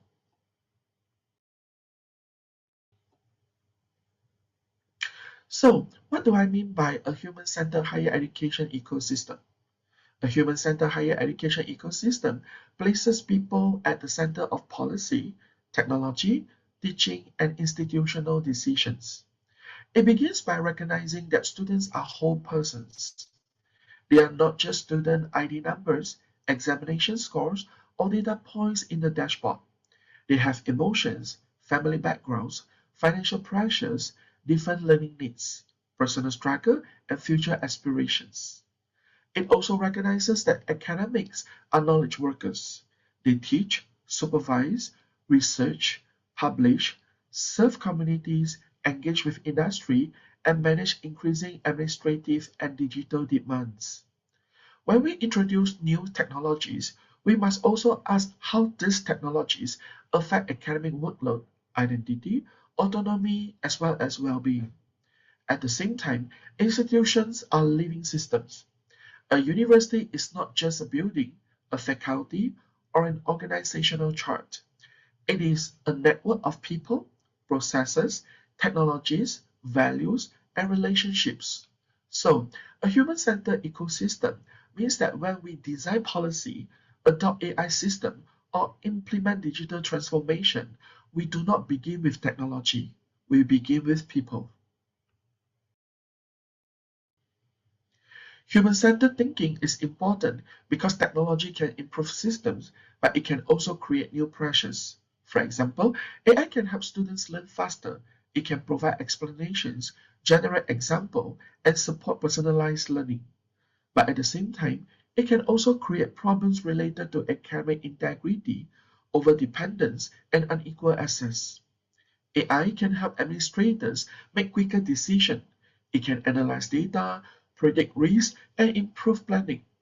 But if used carelessly, it can reduce human judgment and make people feel that decisions are made by a black box. AI can help lecturers prepare teaching material, develop quizzes, and support assessment. But it can also increase expectation for constant productivity. People may begin to expect that because AI is available, everything should be produced faster. This is why human-centered thinking is important. It helps institutions balance innovation with responsibility. It reminds us that just because something is technically possible, it does not automatically mean it is educationally meaningful or ethically acceptable. AI can support higher education in many practical areas. In teaching and learning, AI can support personalized learning, feedback, tutoring, content generation, and learning analytics. It can help students learn at their own pace and help lecturers identify learning gaps more quickly. In student support, AI can help institutions identify students who may need academic, emotional, or financial support. For example, if a student's attendance, engagement, or performance suddenly drops, the system may alert the institutions to intervene earlier.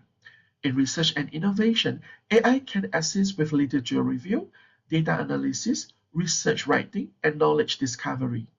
It can help researchers manage large volumes of information more effectively. In institutional management, AI can support timetabling, resource allocations, quality assurance, strategic planning, and reporting. But I want to emphasize one key point.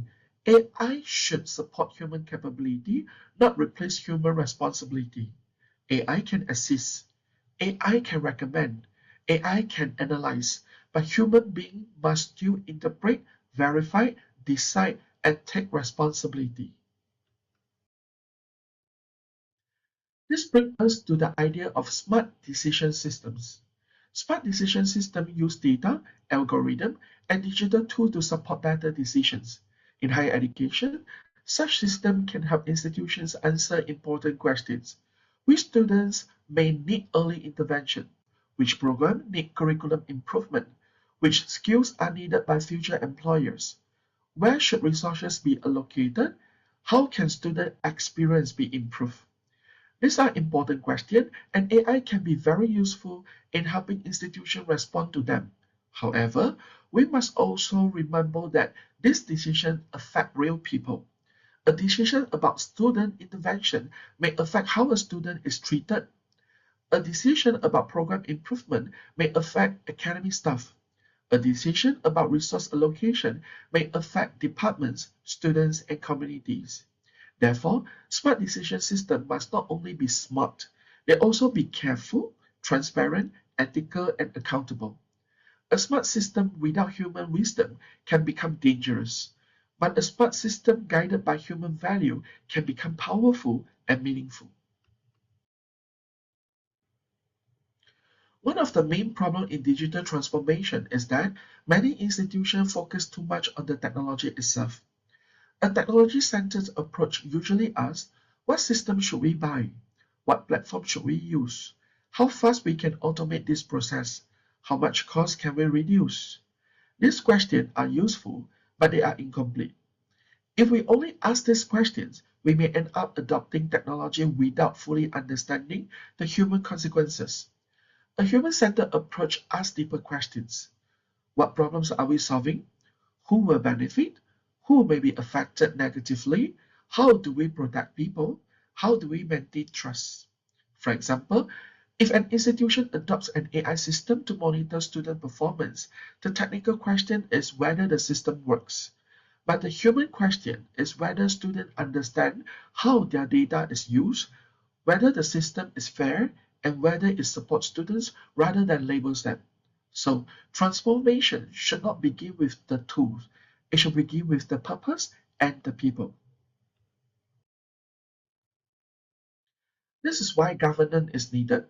AI and smart systems need governance because they influence decision, behavior, and institutional culture. Governance provides directions on ethical use.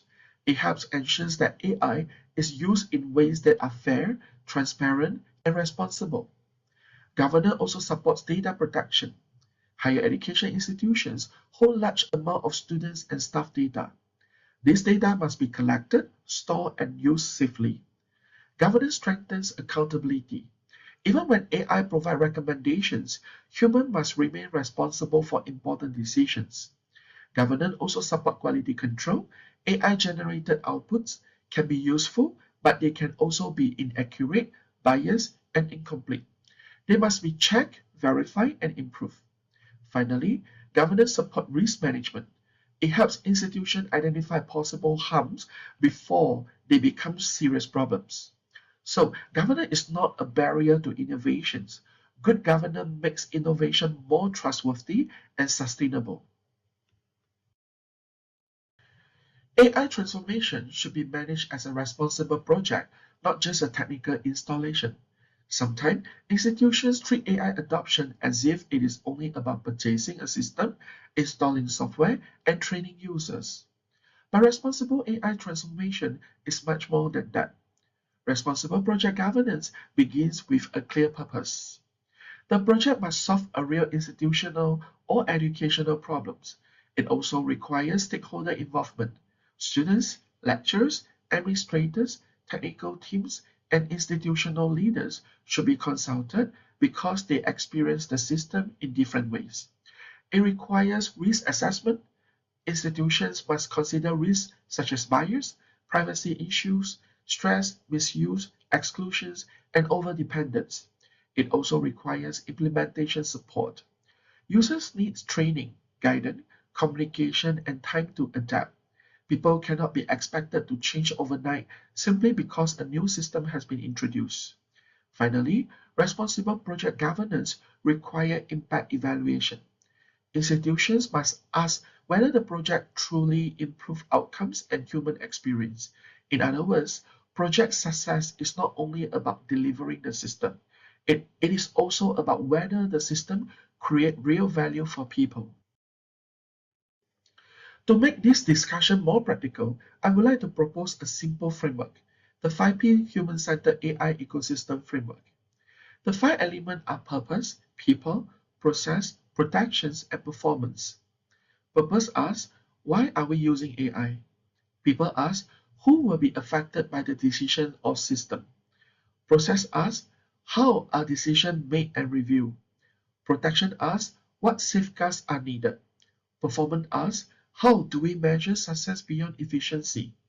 I propose this framework because many institutions are under pressure to adopt AI quickly, but speed without reflections can be risky. The 5B framework helps institutions avoid adopting AI blindly. It encourages us to pause and ask whether our transformation is meaningful, ethical, inclusive, and responsible. Let me explain each of these 5 elements. The first question should not be, what AI tool should we use? The better question is, what problem are we trying to solve? This is very important because if the purpose is unclear, AI becomes only a trend. Institutions may adopt AI because others are adopting it or because it sounds innovative but without a clear educational purpose. The purpose may be to improve student learning, it may be to reduce dropout risk, it may be to support lecturers' workload, it may be to improve curriculum relevance, it may be to strengthen institutional planning or improve student well-being. When purpose is clear, AI becomes a meaningful tool. For example, if the purpose is to improve student well-being, then the AI system should not only collect data, it should help the institution respond with care, confidentiality, and appropriate support. So, purpose gives directions. Without purpose, technology becomes noise. With purpose, technology becomes service. The second element is people. AI systems affect different groups of people in different ways. For students, AI may affect learning, confidence, privacy, assessment, and academic integrity. Some students may benefit greatly from AI support, while others may feel anxious, monitored, or disadvantaged. For academics, AI may affect workload, teaching practice, research expectations, and professional identity. Some may feel empowered, while others may feel that their expertise is being questioned or replaced. For administrators, AI may affect decision-making processes, accountability, and service delivery. It may make work faster, but it may also create new responsibility and new risks. Therefore, a human-centered ecosystem asks, how will this system affect people's experience, trust, well-being, and sense of fairness? This question is very important because successful transformation depends not only on whether the system works, but whether people can accept, trust, and meaningfully use the system. The third element is process. Good decisions require good processes. AI can provide data, patterns, and prediction and recommendations. But human review remains very important, especially when decision affects people's academic progress, opportunities, or well-being. A responsible process should include clear criteria. People should understand how decisions are made. It should include human review. Important decisions should not depend only on automated outputs. It should include explanation. Users should be able to understand the reason behind a decision. It should also include feedback and correction. There should be space to question, correct, or improve the system. For example, if an AI system identifies a student as at risk, that should not become a final judgment about the student. It should become a signal for human care and support. Transparency does not mean that every technical detail must be understood by everyone, but it does mean that people should not feel powerless in front of a system that they do not understand. The fourth element is protection. Protection is necessary because AI system can create harm if used carelessly. First, we need privacy protection. Student and staff data should be handled responsibly. People should know how their data is used and why is it needed. Second, we need bias reduction. AI should not unfairly disadvantage certain groups.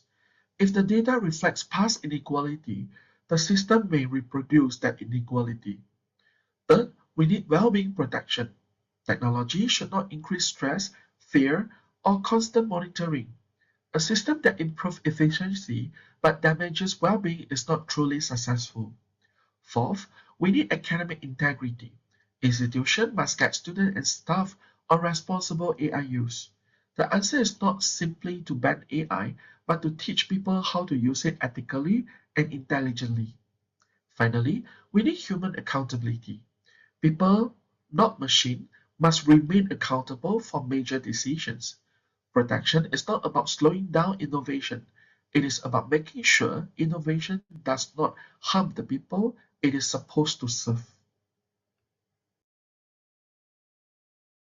The fifth element is performance. In many digital projects, performance is measured by speed, cost, and efficiency. These are important, but they are not enough for higher education.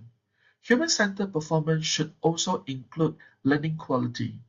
Are students learning more deeply? It should include graduate readiness. Are students prepared for real-world challenges? It should include staff well-being. Are academics supported or are they overloaded? It should include fairness. Are decisions more transparent and equitable? It should include trust. Do students and staff trust the system? This is important because the best system is not only efficient, it must also be meaningful, fair, and trusted. In higher education, we must measure what truly matters.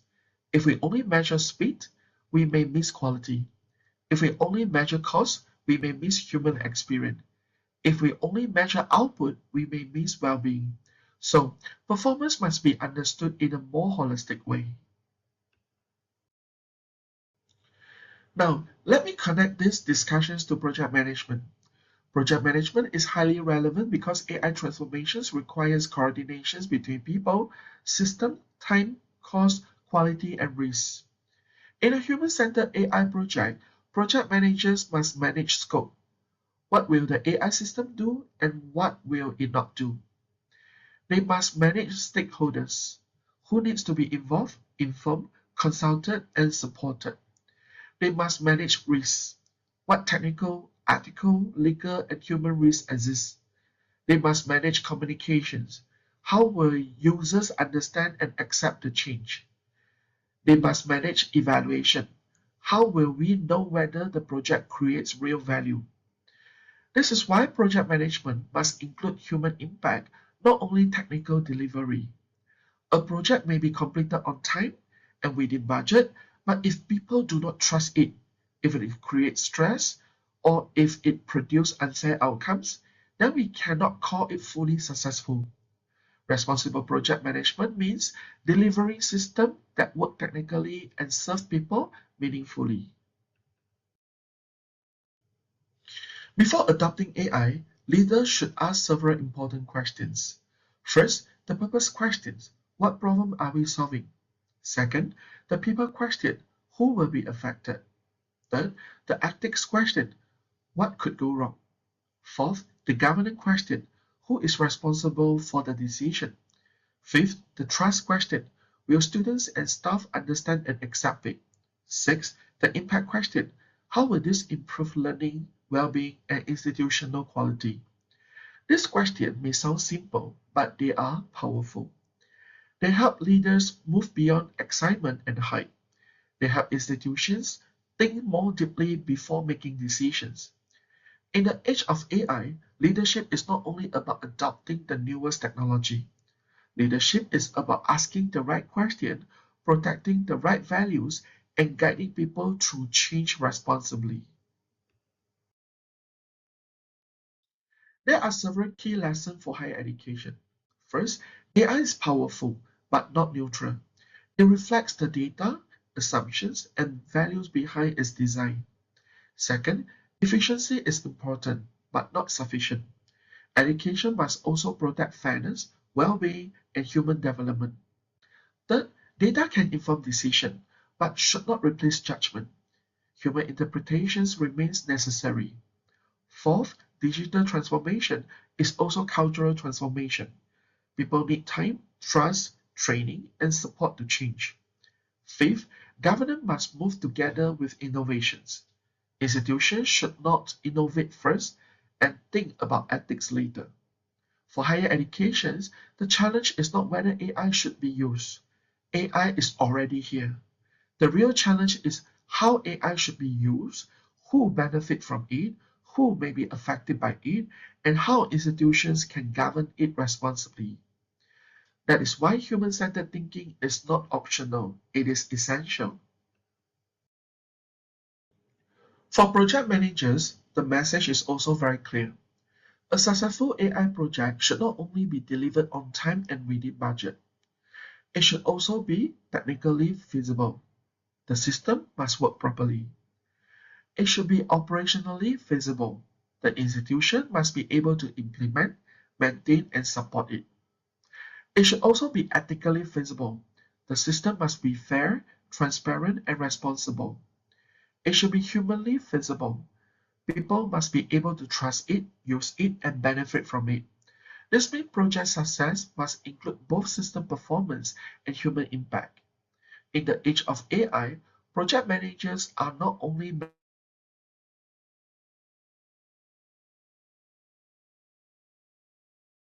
managing tasks, schedules, resources, and deliverables.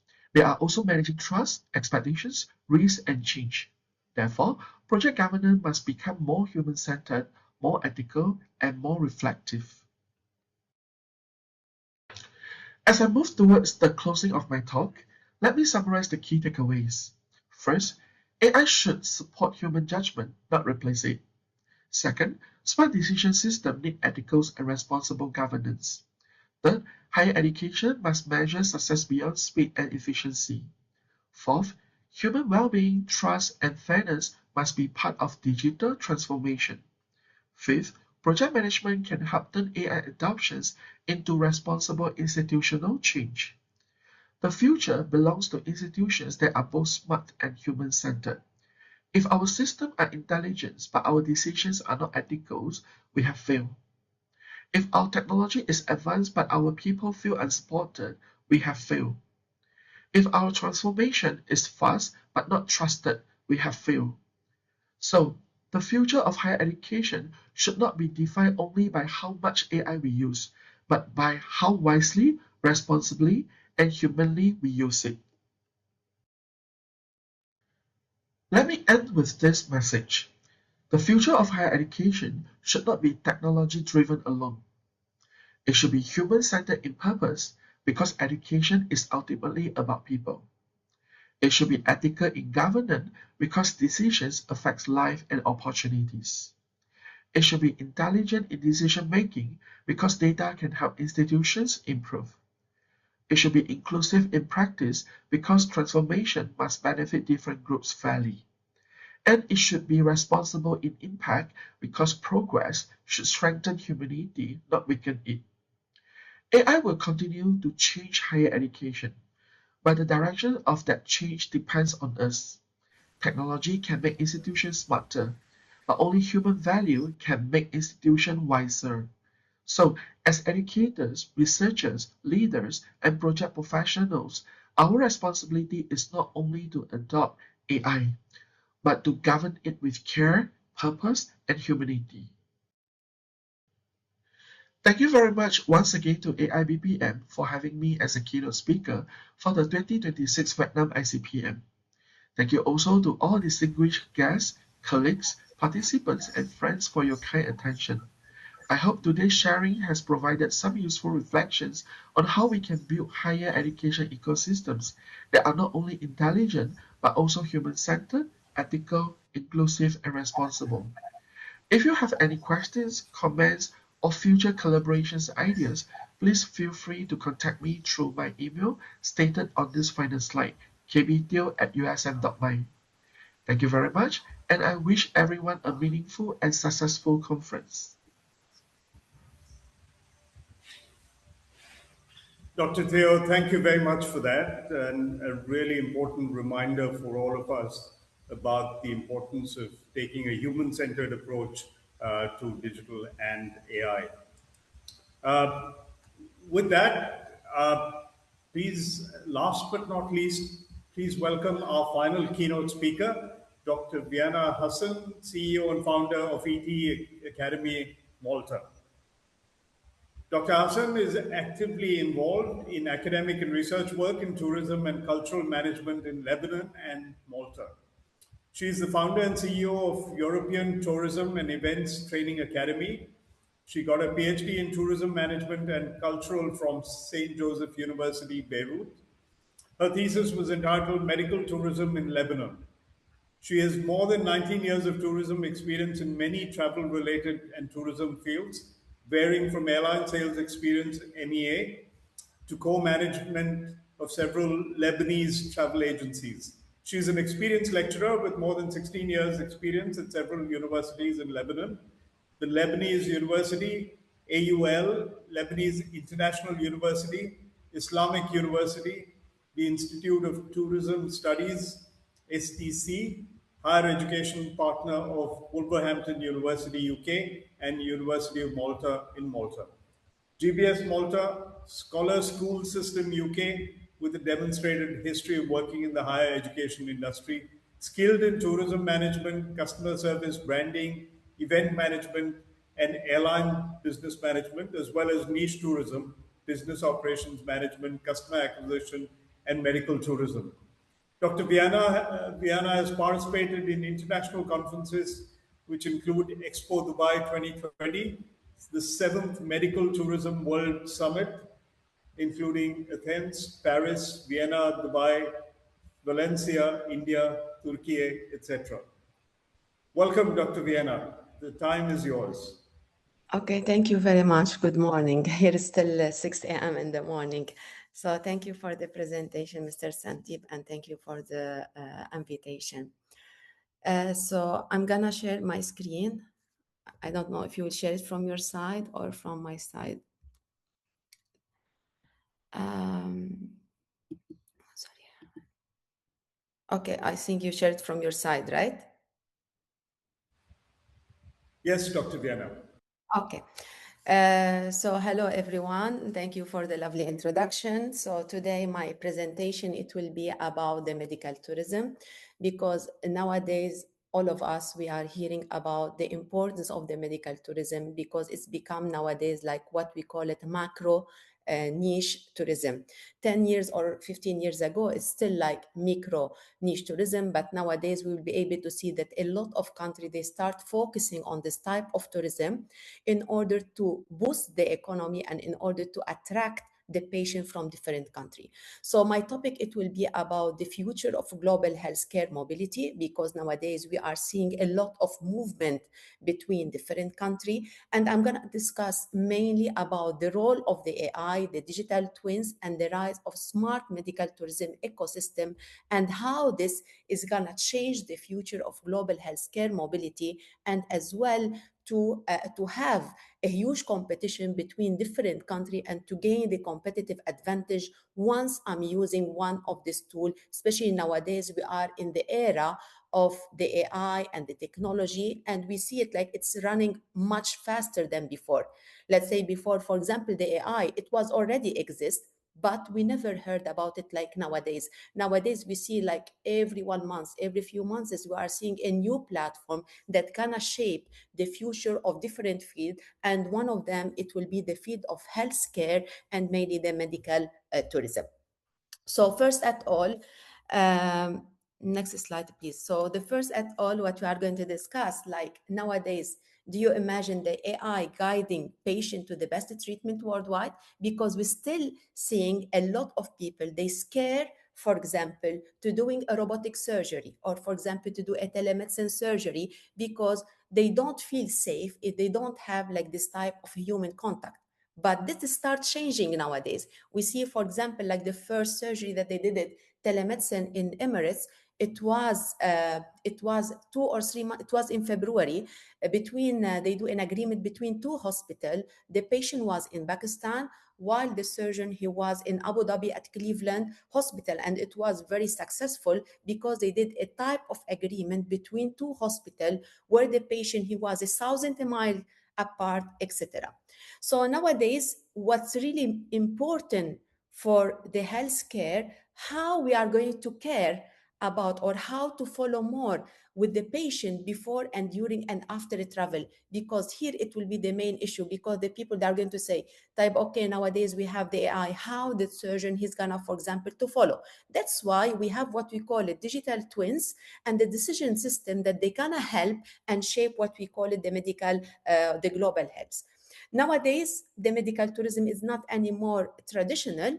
And then we see it like there are a lot of countries who are investing a plenty of money. They become more as an intelligent ecosystem. After that, next slide. So now what I'm gonna to discuss, nowadays we are more in the era of new connected care, because medical tourism automatically has been transformed and has been moved from one era to the intelligent era, where we have more integrated about the global healthcare. So now how we can use this AI, and how this AI and digital twin, they are going to shaping the medical tourism. So now what I'm going to discuss after that, it will be about the evolution of medical tourism, how the medical tourism has been passed through different phases in order to arrive to nowadays through the AI and the digital twins, etc. So nowadays, please, next slide. I'm talking about the next slide. So we have the evolution of medical tourism. Before, it was more about the cost of travel. That's mean the patient travel to another country because of several elements, such as mainly it will be more, for example, about low cost. He looks, for example, about the low cost. He look, for example, about saving money.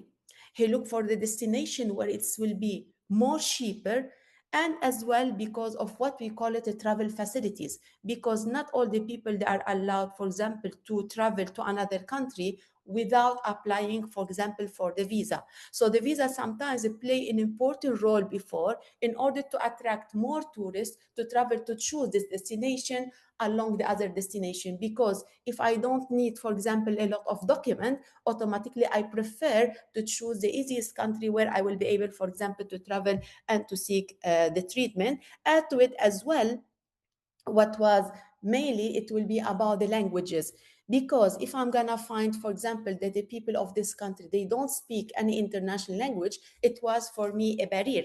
This, it was before that we have this AI and all this technology, where all of us nowadays, wherever we are going to travel, it will be easier for us to translate, for example, to use any AI platform in order to understand the person in front of us. This, it was before the medical tourism. What was the main reason of development of medical tourism in one country other than the other country, and what are the reasons that push sometimes the tourists to choose, for example, one country other than the other one. After that, nowadays we are living based on the quality and experience. Nowadays we have a lot of expertise. We start working nowadays, they start working more on the reputation, to have a brand reputation, to have a trust.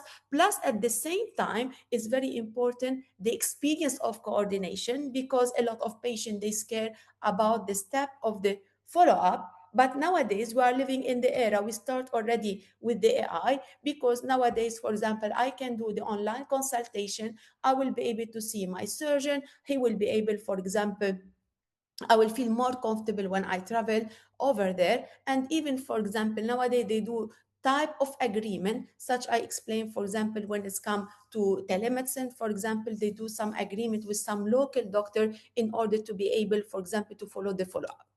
But what will happen in the future of the healthcare and in the future of the medical tourism? We are going to see that we have more people, they are so sorry, more hospital or more clinic, they start investing a lot in the AI, in the digital twins, etc., because at the end they want to let the patient to have a personalized experience.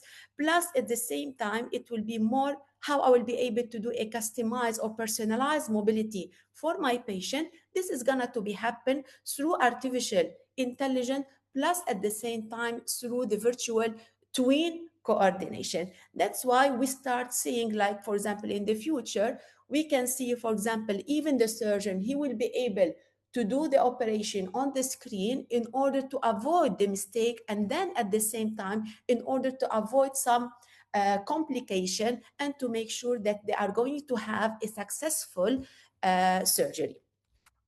So what are the tools that they are going to shape nowadays the future of medical tourism? We have what we call it nowadays the AI, or what we call it the artificial intelligence. The artificial intelligence nowadays play an important role, especially when it's come to more, for example, to make the procedure and even the journey of the patient or the medical tourist to become, for example, more safe, as well more efficiency. So nowadays I will be able, for example, through the AI to personalize patient matching. That's mean I need to align, so I can ask him more, for example, because all of us, when we want to travel abroad, we start doing, for example, the search before it get used, for example, to take a lot of time from our time. But nowadays, for example, I can use any AI. I can put, for example, what is my budget, which clinic, etc. And like that, the procedure, it will be less.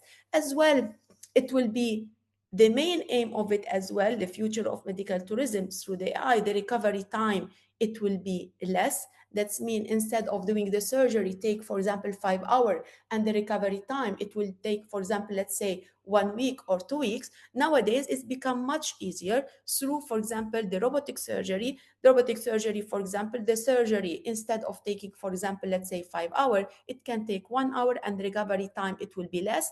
Plus, add to it, the infection, it will be less, because the patient, he will be in the room while the doctor or the surgeon, he's going to operate in a separate room. Plus, at the same time, nowadays, the AI is going to facilitate more the communication and to support as well before and during and after travel. Because when it's come to the communication, once you are going to communicate, you are going to feel, if you are going to feel comfortable, you are going to go for it. If you don't feel comfortable sometimes, and you feel like you are struggling in the communication, etc. So nowadays we'll be able to see that the AI become the brain of the future of medical tourism. After this one, after the brain of the future, I'm gonna to discuss about the digital twins. So what the meaning of the digital twins? I'm gonna explain it to you in a very simple way. So nowadays, when it's come to the healthcare, the digital twins was gonna to be one, or what we call it, virtual healthcare ecosystem. This is gonna to help more the physician, or for example the doctors, in order to map it out. Imagine, for example, you are living in X country and you want to travel to another country. Before I travel over there, in order to facilitate it, I can send, for example, all the X-ray, for example, all the document, all the blast that I did it, and then the surgeon over there, he's gonna put it on the platform, and like that he's gonna to do like a virtual operation in order to make sure, for example, to avoid the complication. So let's say, for example, I'm traveling to do a knee replacement, and once I'm gonna to travel to do a knee replacement, and I need, for example, to travel, I don't know, maybe 20 hours to Thailand to do, for example, the knee replacement, and or for example to India to do cardiology. In that case, once I going to ask me to send him, for example, all the document, all the tests that I did it, he's gonna to put it over there, and like that, he's gonna to do like a virtual operation. What it will be the best to do it? What is the best size, for example?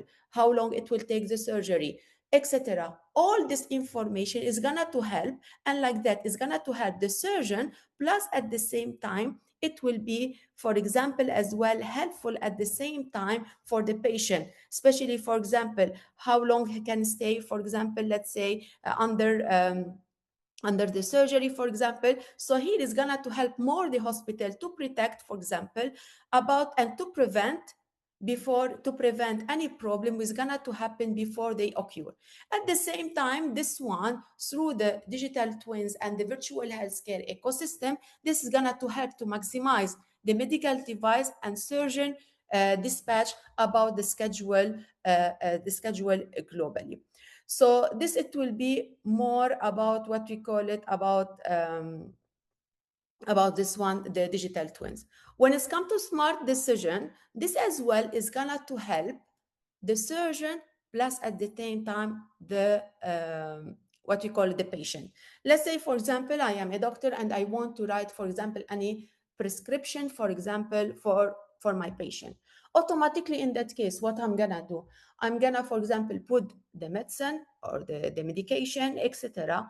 And based through the AI and through the smart decision, before I take any decision, I will be able to see if the patient is allergic, for example, to any, based on his history, if he has any allergy of any medicine, and like that is gonna to give me a warning. That means I need to stop to give him, for example, that medication, and then I switch, for example, to another one.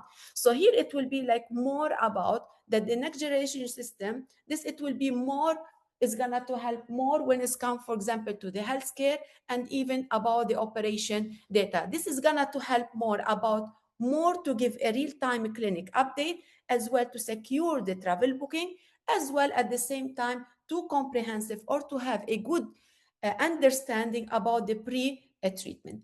As well, when it's come to multi-partner action, this is gonna to transfer more about the multi-partner data, and then the hospital, they will be able, like I mentioned, to protect about the resource management, and as well they are going to have more as a clear objective and the market intelligence. So at the same time, it's gonna to help them more about how to monitor regularity and sanitary standard, because nowadays we don't have any international regulation where it's gonna, for example, to protect or to have a law that they are going to protect as well the patient.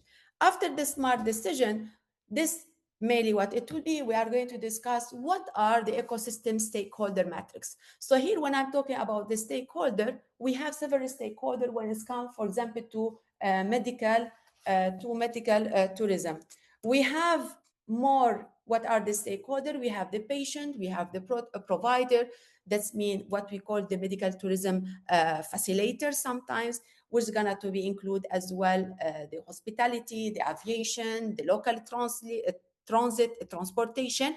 Plus sometimes we have some of them, it's not mentioning here, it will be more about the insurance, because the insurance sometimes they don't cover, for example, all the type of the treatment. So nowadays we have a plenty of insurance who cover some type of the treatment. Let's say, for example, in some country, they have, for example, the insurance, they cover the dentistry. while before it got used, for example, to cover this type of the treatment. And then we have the government. This, it will be more the function in the ecosystem. This, it will be more about the cross-border approval. Maybe, for example, I'm not going to approve, for example, the person to travel abroad. And what are the smart technology advantage for each one? Like when it's come to the patient, this I'm gonna to help me more to predict about the health inside, the gain dynamic, the resource map of the care treatment in order to avoid any mistake. When it's come to the medical tourism facilitator, this is going to help them more, for example, to minimize the layover and the stress and to find, for example, the right hospital. When it's come to the technology, this, it will be more about to claim the tracking and secure data, because nowadays the main issue after the surgery, some hospitals, they start giving, for example, like a smartwatch or any tracking to the patient. When they arrive to their homeland, automatically, if they take, for example, any medicine and they will appear any failure or any complication, automatically it's gonna to give a warning to the surgeon who operate in another country, and he called, for example, the patient to ask him, for example, stop taking this medication, and he give him another one. So like that, you feel through the AI and the technology, the patient, they are going to feel more safer. After that, nowadays, what we are going to do, this we have multi-benefit. The benefit, it will be for the patient because they are going to feel more safer, they will feel more confident, they travel with confidence because they already know what it will be, the result, etc. As well for the provider, this, it will be avoid bottlenecking and provide a distance, and as well for the destination, is gonna to help them to have more profit and more sustainable financial growth for the long term. After that, what as a call action after the month. So nowadays it's very important to do a lot of collaboration between different sectors, between different countries. We need to invest a lot in digital innovation, because like that's gonna to put our country in the map of the global healthcare, and as well to build patient-centered ecosystem. As a conclusion, after call to action, we have the conclusion. What we can conclude, like nowadays, the AI and the digital technology and the smart decision ecosystem, they are going to shape the future of medical tourism and the global healthcare. It will become a part of our life. It's not about moving the patient from one country to another country, but it will be more about how to connecting the care, how we can involve the technology. It will be more about the trust and as well the human well-being. Thank you for listening. Dr. Viana, thank you very much for that very insightful presentation, and a special thank you for waking up so early to join us. One of the questions that we have is that with all the benefits and the advances that you described, how do you see the cost of healthcare changing with AI and all of the capabilities that we now see? Sorry, just give me a second. Sorry, because my kids just woke up and they are going to school. Okay, so when it's come, for example, for the cost, automatically nowadays, who are going, for example, to choose the robotic surgery or the telemedicine, automatically the cost is gonna to be more expensive than the traditional one. But at the same time, why the people, they choose it? Because they are going to see the benefit of it. Because if you look to the benefit, some people, for example, they choose, okay, I don't want to stay in the hospital, for example, for the long period. I want to stay and then I go back home. So here, and even, for example, they will feel more safer, especially, for example, like nowadays, when they give them, let's say, for example, some track, in case, for example, giving the warning. So they feel like they are more safe, especially if the hospital, they don't do in the traditional one, like a type of agreement with the local doctor in order to follow them. So automatically the people nowadays, they opt, for example, to choose, for example, the robotic surgery. But as well, this, it will be related to the culture, because sometimes the culture and the mentality play a role when the patient, he wants to take any decision, because, and based on the generation, some people, they said, no, I'm not going to let, for example, a machine do for me the surgery. I don't trust. I prefer to be human with me. So here as well, the culture sometimes, not only the AI and technology, they are going to play a role in order to choose, for example, the right decision. Thank you. That's a really important point around cultural acceptance of technology. I have one more question for you, Dr. Viana, and it's an important one. How can healthcare providers balance the use of AI and digital twins with patient privacy and data security Yes. concerns in? So when it's come to the ethics and the data privacy, this is very important because I give courses related to medical tourism online, and we discuss about this one about the ethics. As you know, automatically when they are using the AI, some people, for example, they're scared maybe they are going to use their data or their result, for example, with a third party in order to promote, let's say, for example. So here nowadays, based on the law and the regulation of each country. Let's say, for example, in Europe, we have the data privacy. That means you are not allowed, for example, to use any information or the result of the surgery for any third party. So here it will be based on the regulation and based on the rule that each country they are going to put it, and even the hospital. So that's why you need to check based on it's because not all the country the same. So here when I'm using, for example, the AI, like for example, now we use a lot of platform. Okay, like what happened, for example, with ChatGPT. A lot of people, they stop using it because all the data, it will be saved and they're going to use it with the other party. And because of that, you see, for example, sometimes they move to the cloud because they have more privacy. So here it will be the responsibility of the hospital to choose the right tool in order to make sure that the patient, they have the privacy and the data they are not going to share with the other party. Thank you. That was very helpful and very insightful, and we appreciate your time, Dr. Viana. Thank you. Thank you once again. Take care. Moving to the last part of our session, we have one other question, and if we have Dr. Firdous and our other presenters, it's a question I'm going to pose to all of you. And the question is as follows. Considering the financial and technical barriers faced by developing economies in particular, what practical strategies can governments and industries adopt to accelerate the implementation of digital twin technology in manufacturing and other areas? Hi, should I go? Yes, please, Dr. Firdous. Yeah. Actually, this question is very pertinent, but it is again, a bit diplomatic. Here, it is not alone, based on technological development, what technology can do if we are having financial instability. So it is in line with diplomacy, what is happening all across the world. And yes, technology can help us. For example, we are discussing about cyber security issues.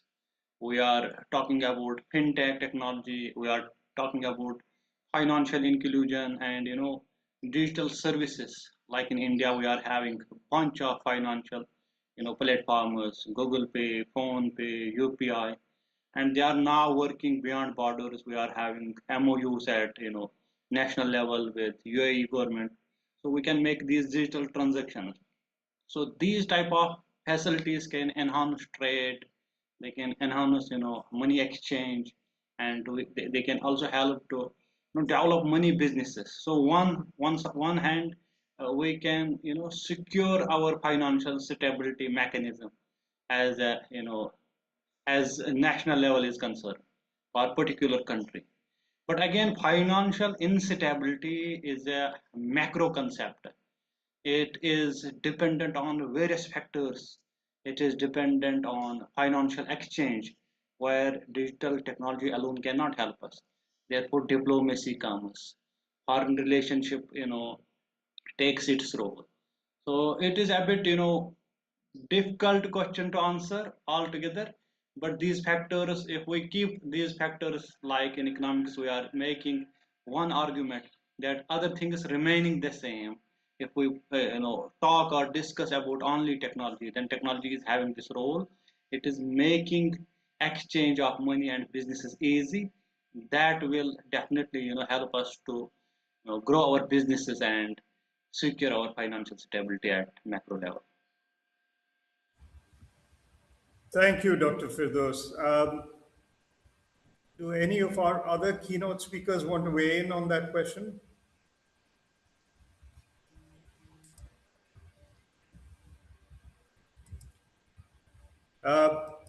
Okay, I have one final question and then we're going to wrap up.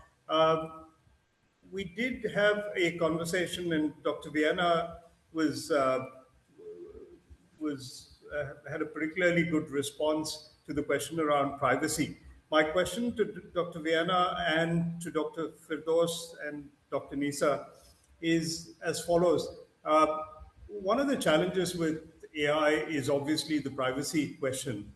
But at the same time, the way AI models work is that they need access to data, and access to data is becoming a challenge. So how do you balance that need, particularly in healthcare, but also in other industries, where you still maintain the privacy and security issues associated with that, while allowing access to as much data as possible so that the models are even more effective in being able to understand patterns and provide better solutions or better diagnostics? Dr. Vienna, would you like to respond to that? And then Dr. Firdous and Dr. Nisa, if you'd like to weigh in. I'm sorry, Mr. Sandeep. I think Dr. Vienna has been leave the meeting. All right. Yeah. Thank So you. you can continue. Sure. If Dr. Nisa is still here, or Dr. Firdous, you'd like to weigh in on that? Yeah, let us. Dr. Mehrunisa, you wanna make a comment first, then I will go.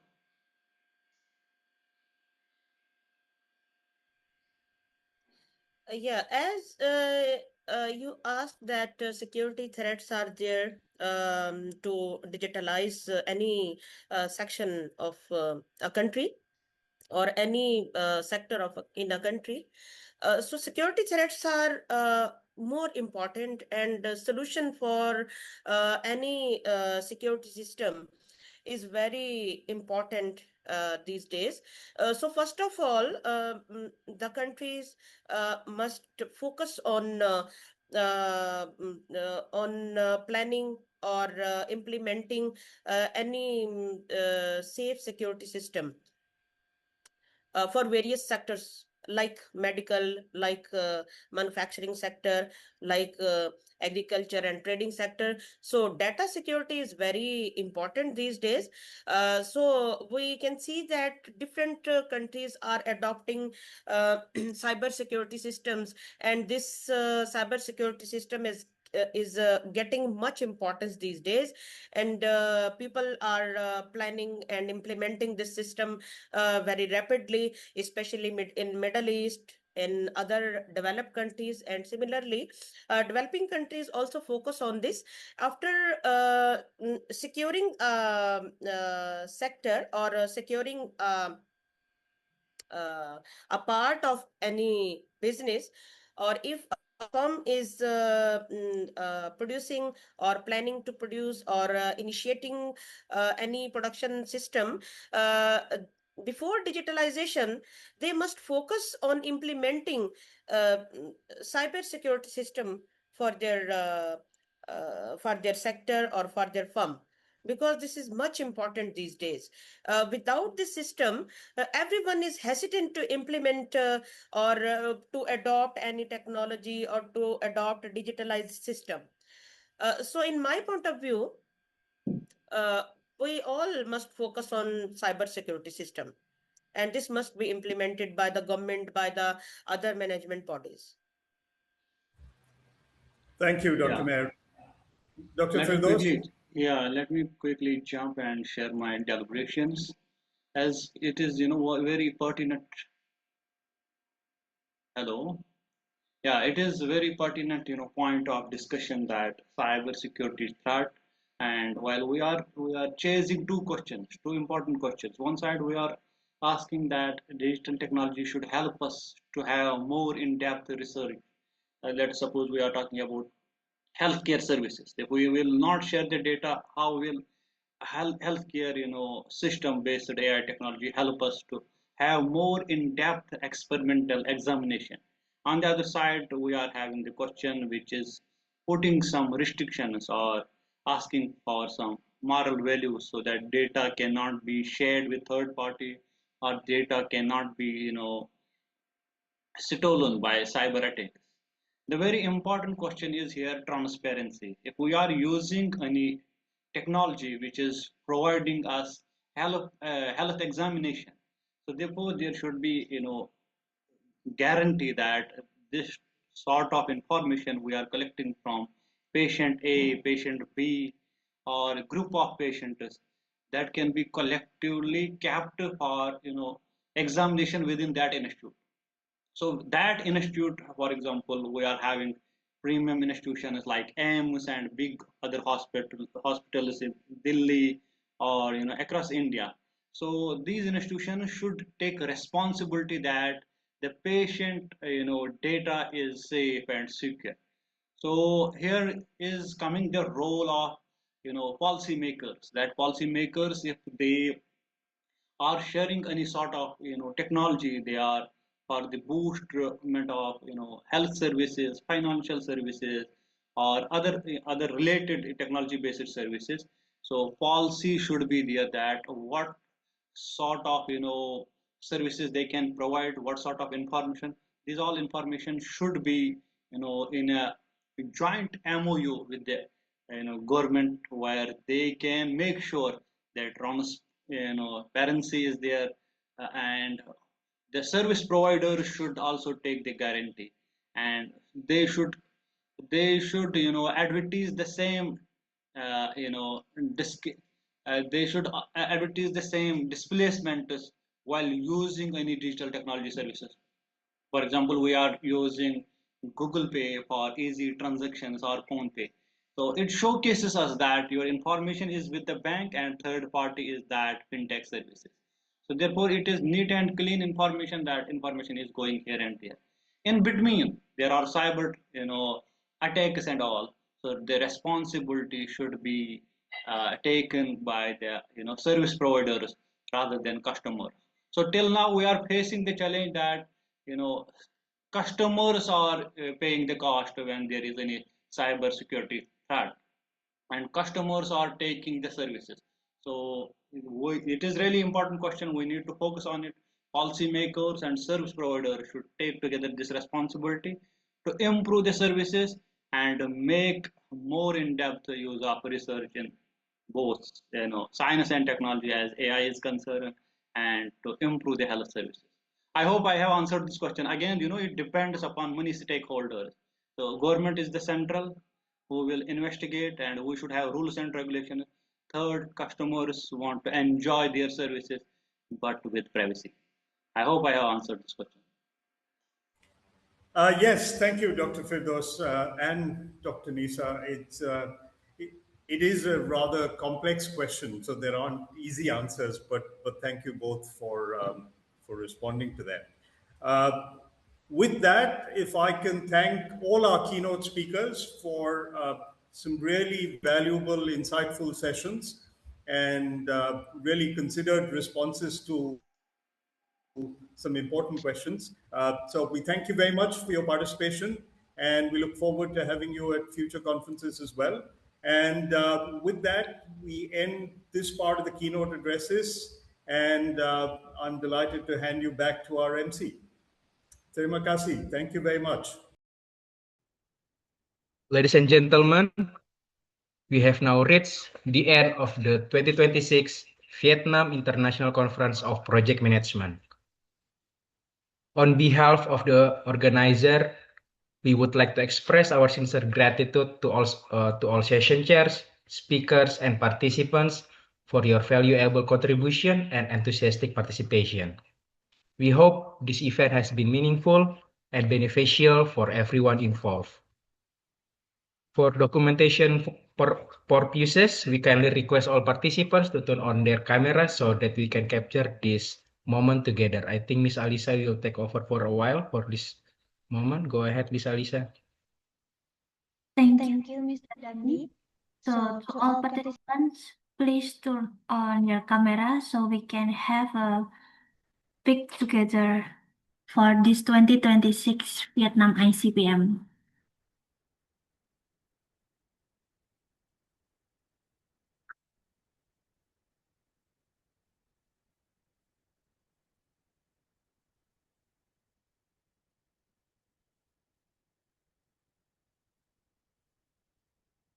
All right, I will take photos from the gallery one. Please get ready on 3, 2, 1.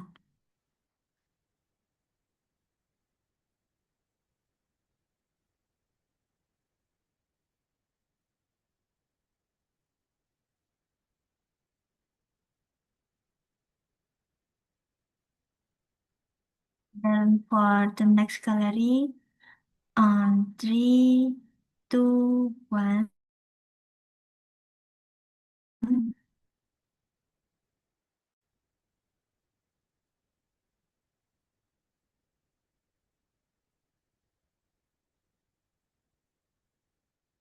And then for the last gallery, 3, 2, 1. Thank you, Mr. Dandi. You can continue the session. Thank you so much, Miss Alisa. We are now pleased to announce the 3 best presenters of this conference. So without further ado, our first best presenter is Boy Parulian from Universitas Gajah Mada, Indonesia.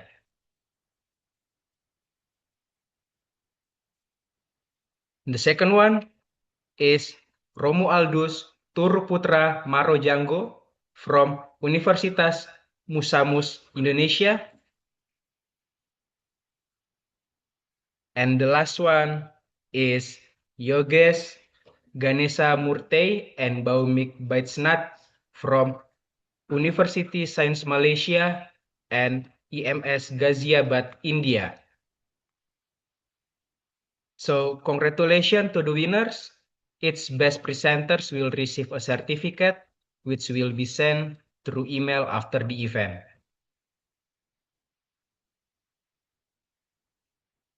We would also like to invite you to share the photos taken during the event on your Instagram and use the hashtag 2026 ICPM, hashtag info AIBPM, and hashtag AIBPM conference. Also, don't forget to follow us on Instagram at AIBPM.conference and subscribe to our channel at AIBPM Talk Series, where you can stay updated on our events, publication opportunities, and watch recording from our conference. Once again, we would like to express our sincere thanks to AIBPM for their valuable contribution to this event. Last but not least, I'm Dandi. Thank you for your attention, and we look forward to seeing you again at our next conference. Thank you.